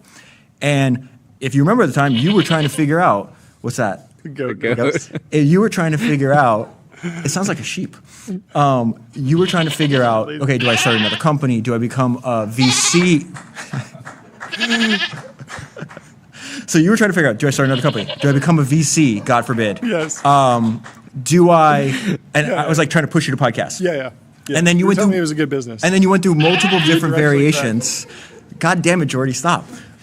This is your show, and I'm. So you went through multiple different variations, right? Of different forms of podcasts. You even tried something like this with like a co-host a few different times. I saw all of them. Lulu and Jason Carmen. And then I also had a solo show that was sort of a copy of yours, but about live people instead of dead people. And I remember because we were walking in Miami. Yeah. We were walking to dinner. We actually ran into Keith Raboy We on did. the way there randomly. It was great. And we had this dinner, and you're like, this show just doesn't feel right. You didn't like the power law one. Yeah, it's true. Yeah. The power law was not like it wasn't getting me out of bed because I would make an episode and then somebody would be like, "I'm alive and I'm going to debate you about this. Like you got this wrong." And I was like, "Oh, okay, I don't want to do it." Yeah, you're like, this is no. Rockefeller's not coming from the grave yelling at me. Exactly. Yeah, you can say whatever. You can say, Steve Jobs never introspected, and then he's not going to hit you up and be like, "I did." And again, we're not saying like never. Yeah. But even like Elon commented on this. I sent it to our group chat. We should pull up the tweet that he even commented on. Yeah, he said reinforcing negative neural pathways via therapy or introspection is a recipe for misery. Don't cut a rut in the road. But isn't this just like don't ruminate? Some people were saying, "Oh, you guys are using the term wrong." Whatever. Yeah. Well, let me finish. But it was like negative introspection. Let me finish. We have friends that all they do is introspect. Yeah. One of them has still not done his first deal. We will not name him. Like he thinks too much and not enough action. That is the point. It's just like, people that built.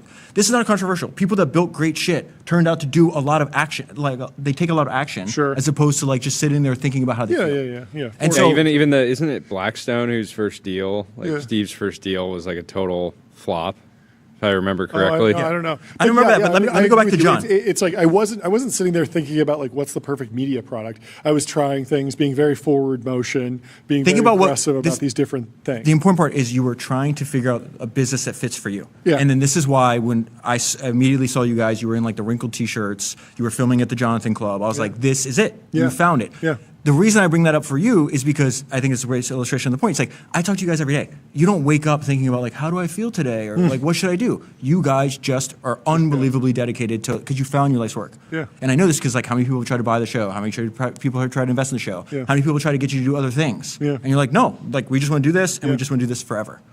Yeah. And the example I used on the episode was Sam Walton. Yeah. Like Sam Walton was figuring retail out. He had one store for the first 5 years of his life. Yeah. Right? But then you fast forward 25 years into his life, he wasn't waking up like, what should I do today? He's like, no, I like Walmart. I like building Walmart. I'm going to make more Walmarts and just keep doing this until I die. Yeah. That's the point we were making. Yeah. And then I love that Mark just refused to Doubled back. down. Oh, he just like it was You like day 10x down. Oh, day after day after day after day of just not fighting this back. And then You did very well. and then what I would say about this is like Perfect.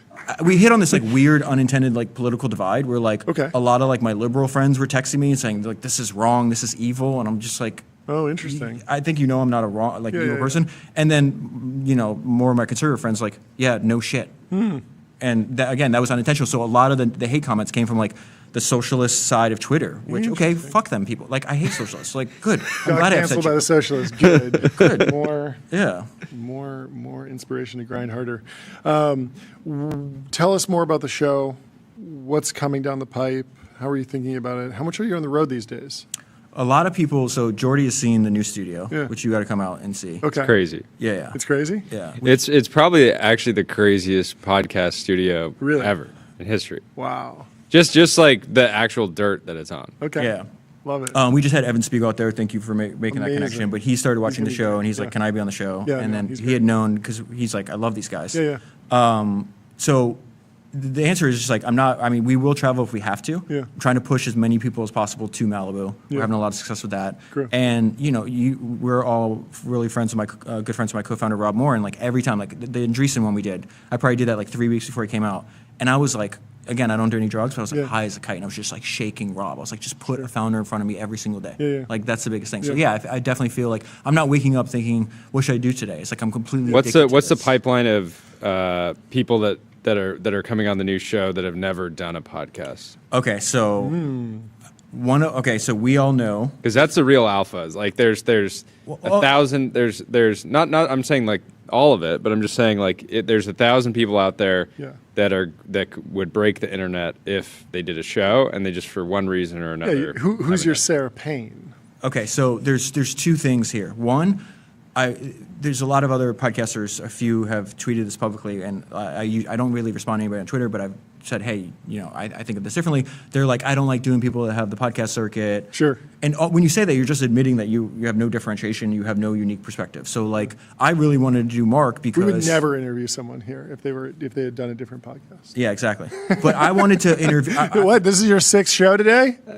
Let's ring the gong. I wanted to have conversation with Mark because of all the things that I knew about him that I have never heard anybody else talk about. Of course. We You went had on your Jim own Clark. conversation. So if you listen to episodes, and the virality is evidence that you had a new conversation. You got to a different place. Well, not only that, but like that was the stuff that was controversial. But there's stuff in there like, okay, the fact that when Mark was 20 years old, he was mentored by like the Elon of his day. Jim Clark was the first person to ever in history to ever found 3 separate billion-dollar technology companies. Whoa. And he didn't start his first company until he was 38 years old. How old? At 38, he started his first company, and then sick.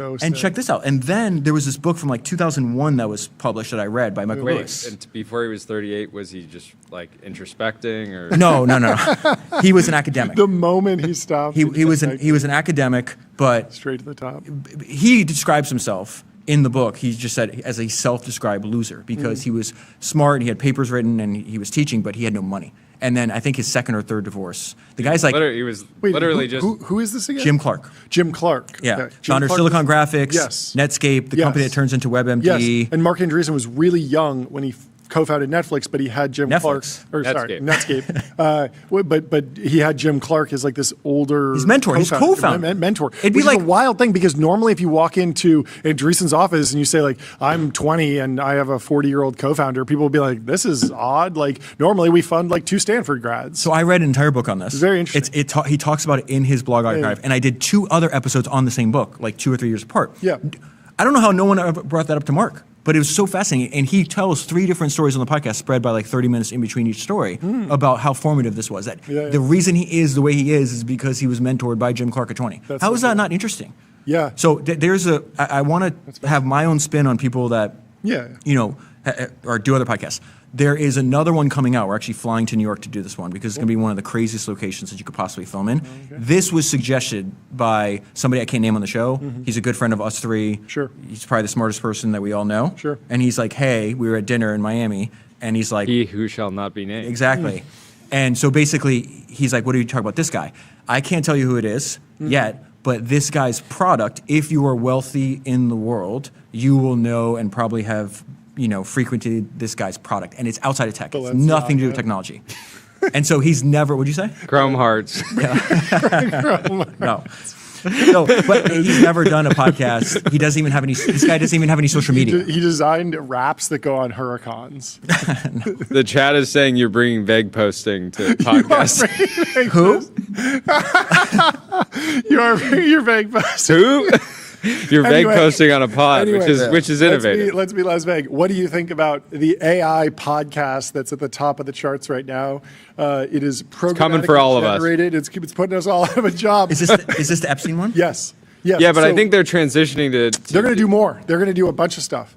Everything that you want, like if it's a hot topic, they're going to have a podcast that's single narrator, like very fact based, deep researched. Yeah, and the reason that it's interesting is like it's not an AI app. Yeah. It is like somebody used AI to make the media product and then just uploaded it to traditional channels. Yeah, Kareem from Ramp showed me this at like a month ago. Yeah. Yeah, obviously there's going to be great AI generated podcasts. Like, of course. Now, I think they got to the top of the charts, not because they have a large listenership, if I'm not mistaken, but the frequency in which you produce. Ooh. And so that's a way to actually like manipulate that. Sure. Where you see this with some other media companies doing this, where they like essentially record for 3 hours and they just break up all the episodes are like 15 minutes long and they upload like 15 a day or whatever. Whoa. And they're like, look, we're on the top of the charts, but if you actually look at overall listenership, it's like really low. Yeah, we would. But yeah, like there's obviously like 3 a day. I mean, I got to spend.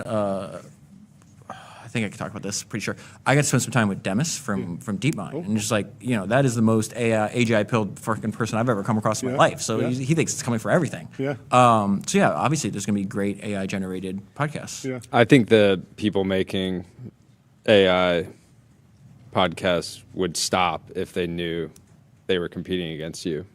I found this hilarious. I was looking back. Like, this is the Chuck Norris of podcasting. You guys are hilarious because I went through our. Look at this here. You guys texted me this when I did the new show, and you didn't like the profile picture that I originally picked. Yeah, because you were smiling. I was you want to read it? Yeah, I said you created a new account for the new show, and I just immediately texted it to you, and I said, I think no smile on profile picture. John says, agree, and I said you look good. It just doesn't seem on brand. You're more serious than 99% of people. And then John said, unless it's a deliberate ploy to make enemies underestimate how seriously you take podcasting. And I said, you should look like you're going to kill someone. Yeah. So anything, like, I think, like, being the best in the world, like, trying to like dominate whatever niche you guys are dominating your niche right now. Yeah. I'm amazed. Listen to every single interview you guys do, and like just your relentless focus of like, this is what we do. Yeah. You don't even want to travel, which I heard like you changed something, plans recently. Yeah, it's been I think like the key for us and anybody is just like, whatever your core competency is like focus in on that, try to get as far down that line as possible, and then just say no to everything else. Yeah. And again, is that even new? Like, yeah, it's interesting on the AI topic. Like the speed with which AI can produce an audio deep dive on a hot topic like the Epstein files, which drops. It has thousands of pages of documents. Like, a human team's not going to be able to read through that, and people want to consume that media through audio. That makes a lot of sense. At the same time, it does feel like interviews, with particular people that everyone knows is not AI, like Mark Andreessen, and then they can react to that and feel something emotionally because it's a real person with a real impact on the world. That feels very, very sticky. So I would debate Demis on that. We just had this conversation. So some of the stuff, like how we're using AI for the new show, like I'm not going to talk about publicly. I'll obviously tell you guys because we share information, but it's just like I'm not giving an edge to competitors. Like, it's not going to happen. Yeah. What I would say is, you have a course. No, never do that. Never. Okay. So what I would say is like I had dinner like a month ago, and this is exactly, it was with Kareem and the guy that we can't mention. Yeah. And they're just like, you're moving way too fucking slow. These are close friends, so it's like they're not like being mean to me. Sure, like, sure. You're moving way too slow. You're not using AI enough. Like, Founders is more like susceptible to being overtaken by AI than the new one. Yeah. And you should drastically ramp up production on the new one. Yeah. And they made the exact same point that you did. Yeah. But I do think, again, like the world is like run on power laws, and I think podcasting is the same way. And it's just like, yeah, you guys are making media and you're delivering news and commentary, but your audience has a relationship with you. Yeah, like I see when they come up to you, like how they act. They act like Jordy and John are my best friends. Like that's what I've been saying. This I've been going on podcasts for half a decade. Like I'm not making media. I'm creating relationships at scale. And that's why your shows are not just like you ask one. Like it would be very different to like use AI and walk into an interview with Mark Andreessen just with like 10 questions and be like, Mark, how did you start your career? I didn't have AI will because be able Mark to can put up an insane podcast just with that format where the guests could say like a total of 1,000 words and he just like goes off. But no, yours are more like, all of your, I think a lot of your episodes will end up being like 50-50. I'm trying to like, I didn't have anything. I think they're better if I don't have anything in front of me. Like I prepared for the last decade. Like I can just sit down and talk to you. We do have one. So I met Tony from DoorDash here. Remember, he came on your show. Yeah. And we had this crazy conversation. You were writing the newsletter, but me, you, Patrick, and Tony had this crazy conversation for like 45 minutes. And in 15 minutes in, I was like, hold up, dude, you got to do more podcasts because he's so impressive. That one, I think it's coming out next weekend. That one I had maybe too much in front of me just because like, the way I think about Tony is just he's like, again, like not financial advice, but he just gives me, out of anybody I've ever spoken to, I think he's 41, he just gives me like young Jeff Bezos vibes. Yeah. Like I have no idea the quality of the DoorDash. I don't look into the stock, anything like that. All I know is if you think that guy's going to stop being a food delivery. Yeah, the other thing that's notable there is all three of the original co-founders are still working in the business, and it's, what are they, 15 years in or it's something? It's a crazy. Maybe a little bit less, but that it's so rare to have that much success. Yeah. All the founders normally, But hold on. Somebody steps back. Normally, think somebody's got to start a venture fund. Think about how humble he is, though. Yeah. Right. Yeah. And I even said this on the episode. It's like you're not going to like what I'm about to say, Tony, but I'm going to say it anyways. It's just like your competitors are afraid of you. Like I had a dinner in Stockholm with the guy that sold his company for like $8 billion to Tony. His name's Mickey. The company's called Volt or something like that. It was like the DoorDash. European. And he told this crazy story I told on the episode with Tony. He still reports directly to Tony to this day. And we're like, he's like, I thought of myself as an entrepreneur my entire life. I thought there's no way in hell I'd ever work for anybody else. We had a term sheet right in front of me. We could raise a fresh $1 billion of capital to fight them. And I'm looking at it, thinking about this, and something involuntarily came out of my mouth that I never thought I would admit. And he's looking at it and he goes, I can't beat him. Whoa. If you can't beat him, join him. I can't beat him. So I either could like sell for life-changing money and then learn from him, or I could fight this ego and maybe light this $1 billion on fire. Yeah. And he did the difficult decisions like, I'm going to go and sell. He's still going to get stock in the new company and be able to grow that. Yeah. But I would say that out of all the conversations I've had so far, the one that they're all, like I've all enjoyed them, but what I would say is like Toby Luque was, if the people listening to this have not listened to any of the new show yet, I would, if you want to go in tech, go Toby Luque. If you want to find these crazy people that are not in tech, go Todd Graves. But Toby Luque was very fascinating to me because he's your favorite founder's favorite founder. So everybody that you admire, you ask who they admire, and they'll bring up Toby. And what they like about him is that he thinks through every single thing independently. So therefore, he has all these beliefs that are not correlated with one another, which means when you have a conversation with him, you are unable to predict what his response to your question or your statement is going to be.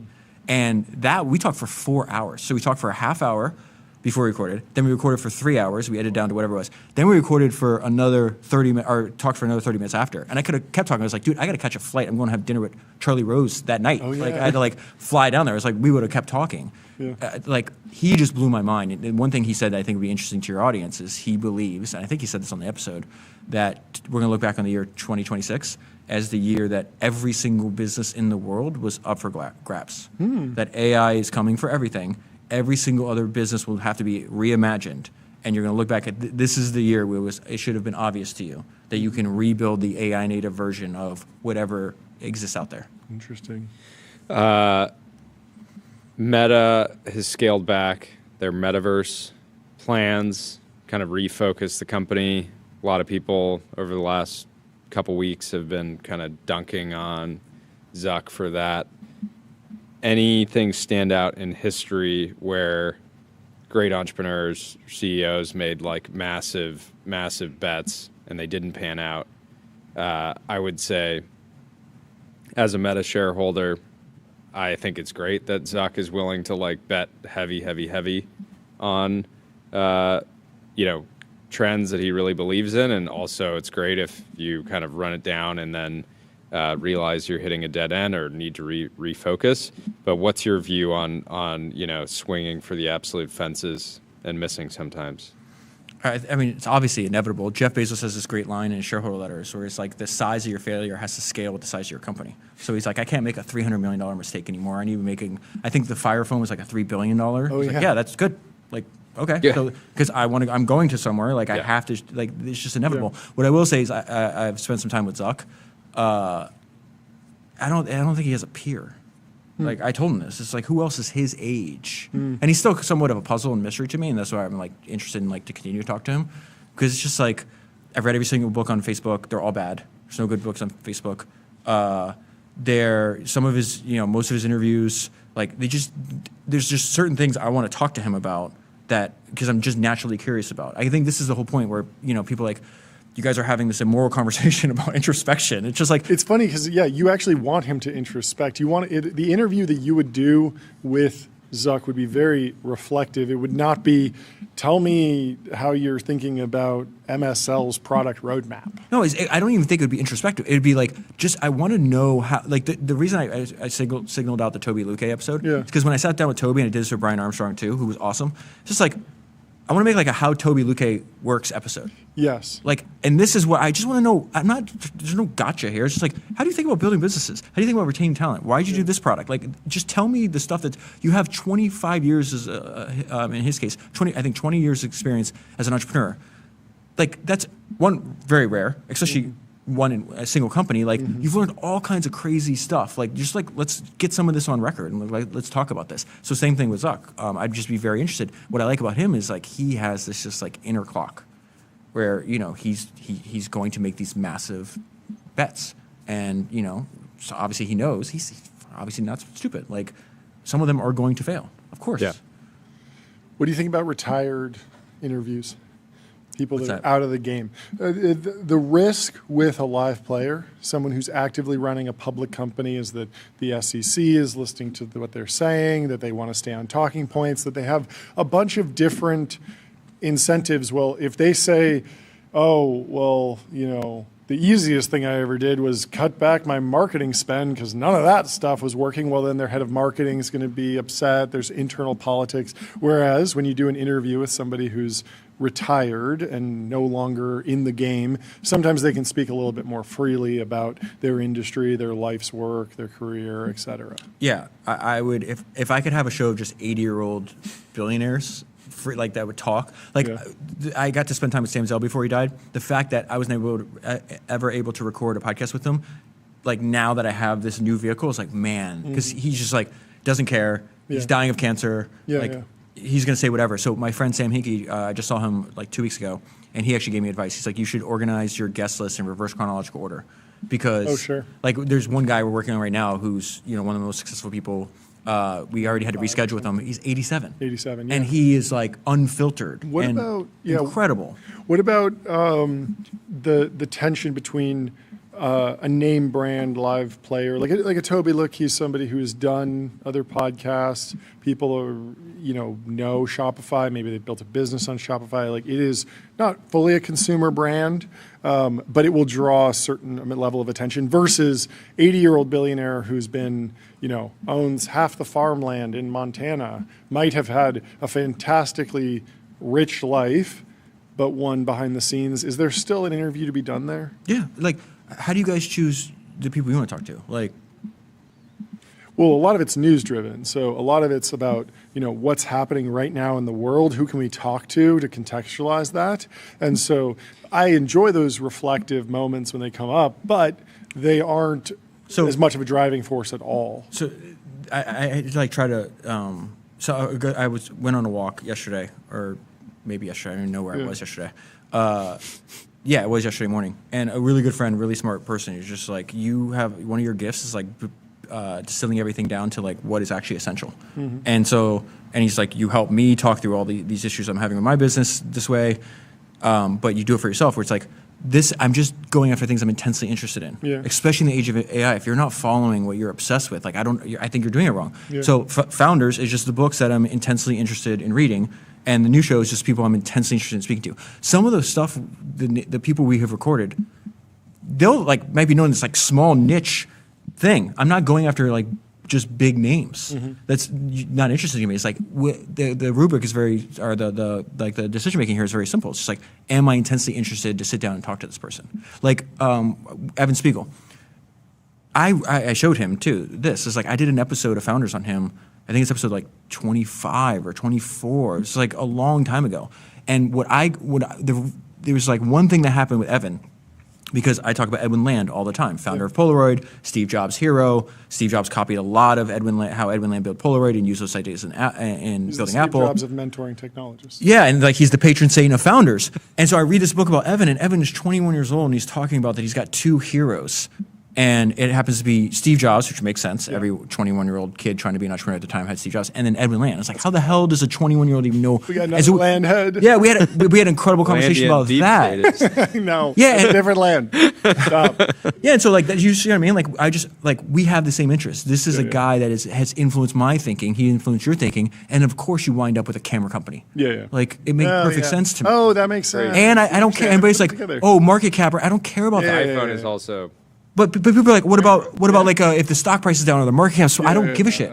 I want him to win. He's like a very interesting person to me. Yeah, totally. Okay, Saturday, I watched Elon's kind of new pitch for Tesla, XAI, and SpaceX. Mm-hmm. And one of the products that he was kind of presenting was a mass driver. Did you follow this at all? Do you think I did? I know you didn't. We have two episodes. But we were having tomorrow, by the way. So we were having a debate on the show at the beginning around the timeline for the products, and we were pretty. John, where did we actually land? You were saying under 20 years. I said under 20. Tyler said under 30, and you said 75 or something like that. And so, or you said 10, but then also 75. But also 5. Years. Also 5. I had no. I've literally I have no idea. I'm not going to pretend that I think I have like an accurate read on it. But has there any entrepreneurs throughout history that were kind of pitching their business overall on timelines where the market was like, I don't know if this is like going back to like inventing flight, people telling the Wright brothers like, you're never going to be able to fly, it's impossible. People were saying that. Yeah, no, sure. I know. But then they did it. They did it on like a. They weren't being like this chain of events will lead to the 747 50 years from now. Yeah, exactly. And like, so get ready for the 747. This is like the Wright brothers so invest pitching. In my bicycle plane. Yeah. Because the 747 is coming. Like it was coming in 50 years, right? Yeah. So I would say about Elon in particular, I did this episode of Founders, which I'm really proud of. It's probably the most downloaded episode ever. It's called How Elon Works. Mm-hmm. And it strips away all the biographical details and just talks about him speaking about the way he runs his companies. Mm-hmm. And in that episode, I said, like, usually there's some kind of like historical equivalent for everybody operating today. And, you could name a person, I could find somebody in history that, sure. But for him, I do think he is like a singular character. I can't think of anybody living or dead that is like him. Yeah. It's weird because he's an industrialist, but he's also incredibly promotional and like very good at the marketing side as well as the building side. The best in the world at that. That's very might be the best salesperson. Yeah. There are so many people that was why the weekend presentation was tough, because I didn't think all the technology was cool, and I have zero doubt that Elon can do hard things that no other set of companies can do. And you see it today but because I just wasn't. A decade ago, people were like, Roadster's coming next year. Everyone's talking about Roadster, and no one's really talking about Mass Driver. So it didn't break through in the same way. So, probably because of the name, like Mass Driver. They got to get a new name. Yeah, they should call it. I didn't see it, so I don't know what that means, but that's fine. Hold on. There is, to answer your question, though, Jordy, there is tons of examples from history of somebody having an idea, saying that they're going to dedicate to that their life to making that idea come to fruition, and taking multiple decades to actually do that. So like the thing that comes to mind, just because I'm rereading about him now, and I'm probably going to do another episode on him. I've done like 6 episodes on Henry Ford, and Henry Ford had one idea. He will tell you, I had one idea in my entire life, and that was to figure out a way to make the car for an everyman. Meaning at the time when you made less than $1 a day, cars were like $6,000. Yeah. You can't afford, the people making them cannot afford them. How can we learn to mass produce that? And it took him, 20 years of pounding on that idea until he actually accomplished that goal. So he probably thought it was going to be done in 3 or 5 or 10, and it took 20. But yeah, you're going to find a ton of examples like that. It always takes longer. And that's why the Raptor R exists. It's the car for the everyman. Henry Ford would have loved the Raptor the R. thing that example Raptor doesn't quite satisfy this example, because this pitch is like, these 8 things need to happen perfectly synced together in order for this other thing to be possible. Yeah. But again, betting against Elon has not worked yet. Mid-curve alert. Mid-curve alert. There's a book by our mutual friend Eric Jorgensen that's coming out tomorrow. Mid-curve. Mid-curve. I think we can show the cover, can't we? Yeah, you can read the whole thing right now live. You guys want to stream for another 7 hours? Let's do a table reading. This is the book of Elon, with a foreword by Naval Ravikant by none other than Eric Jorgensen, and the visuals are by Jack Butcher. Ooh, that's great. So in the book, Elon talks about the fact that he gets a lot of shit on the fact that his timelines are usually, off. Yeah. And he explains why and everything else. But I think what we're actually doing something. Eric was actually the first American to ever put me on a podcast. Really? And so like the first podcast I ever did of somebody else's podcast was this one that only went in like China. Yeah. And so it was like really popular on WeChat, but no one. But Eric, he just like gave me a shot when no one really knew who I was. That's awesome. And it wound up being important because one of the listeners of that episode, there's only like 1,000 people that listened to it, was Patrick. And Matt Russell, who was running Colossus, and there's a comment in the Colossus Slack, the Colossus Podcast Network Slack, which Patrick O'Shaughnessy is the founder of, talking about the episode. This is before I was signed to them, and they said this guy sounds like he's going to bite the microphone, and so they're like, oh, he's actually like might be good at this. But I think what Eric is the reason what I'm doing is I'm dropping an episode of Founders on this book tomorrow, which is a normal solo episode. Then I did something different for the new show, which I think could be another like not just having conversations with great founders, but conversations with charismatic authors who are writing about great founders. Eric, because he's a friend, he's also very articulate and charismatic. And so we essentially, that episode's coming on the David Center feed tomorrow. Yeah. And we say because he's a friend, he's articulate no, and no, charismatic? no, because I've spent a lot of time talking to him. We're like, you guys have interviewed I just authors. messed around. Yeah, you know, No, some of them it's like. authors are almost universally fun to talk to in the moment that they're launching their book because they've spent more time than anyone else on earth just thinking about that one. So we, when you see the shot tomorrow, it's like we have like, you know, I don't know, 1,000 pages of Elon documents in front of us. And a lot of it is just me going through asking my notes and highlights with Eric. And then you essentially can prompt him and then he can tell you crazy Elon stories. Yeah. Do you think that there's a lot of the CEOs that you're talking to, the ones that are kind of in their prime, let's say, you know, 5 to 10 years or 20 years into their company, do you think they are more AGI pilled than they let on the internet? Because a lot of them will like talk about how they're using AI and talk about how they're excited about it. But I feel like you've given me some examples where behind the scenes they're actually like much stronger believers. I mean, you guys had, I think, Lulu, I think, has been on here talking about that AI has like a communication, like a branding problem. It's like very unpopular with the general population. Yep. Actually talking, I spent over an hour with Kareem yesterday talking about this topic. And about ways to actually get good information. What I would say is like, yeah, like most of the stuff they're talking about, they're not going to talk about on podcasts. They're not going to talk about. You'll see this in group chats. Some of the ones that like you and I are in, but even that, like, yeah, most of them is like whispers and like private conversations and completely off the record stuff. Do you think you'll ever write a book? Do you think I'll ever write a book? The things that we three share. No, man. The thing that we three. The thing that we. That's a narrative violation. What we share is like, do you want to do anything else than the show? Yeah. Why haven't you raised the fund yet? Why aren't you starting a new company? Why aren't you on a plane right now traveling? Like, I'm just thinking like, I don't know, like the book of David Senra with Eric Jorgensen. He's writing it. Could make sense, but no, basically Eric's already writing it. He is? Yeah, he tried to work on it with me, and he's just like, you don't answer my phone, and then I talk to you because I can't get a hold of you. Then I talk to you, you have your idea changes all the time. I was like, I can't be the bottleneck of anything. This is why I have to run my own shit. Yeah, that's fair. I'm just thinking about in terms of like.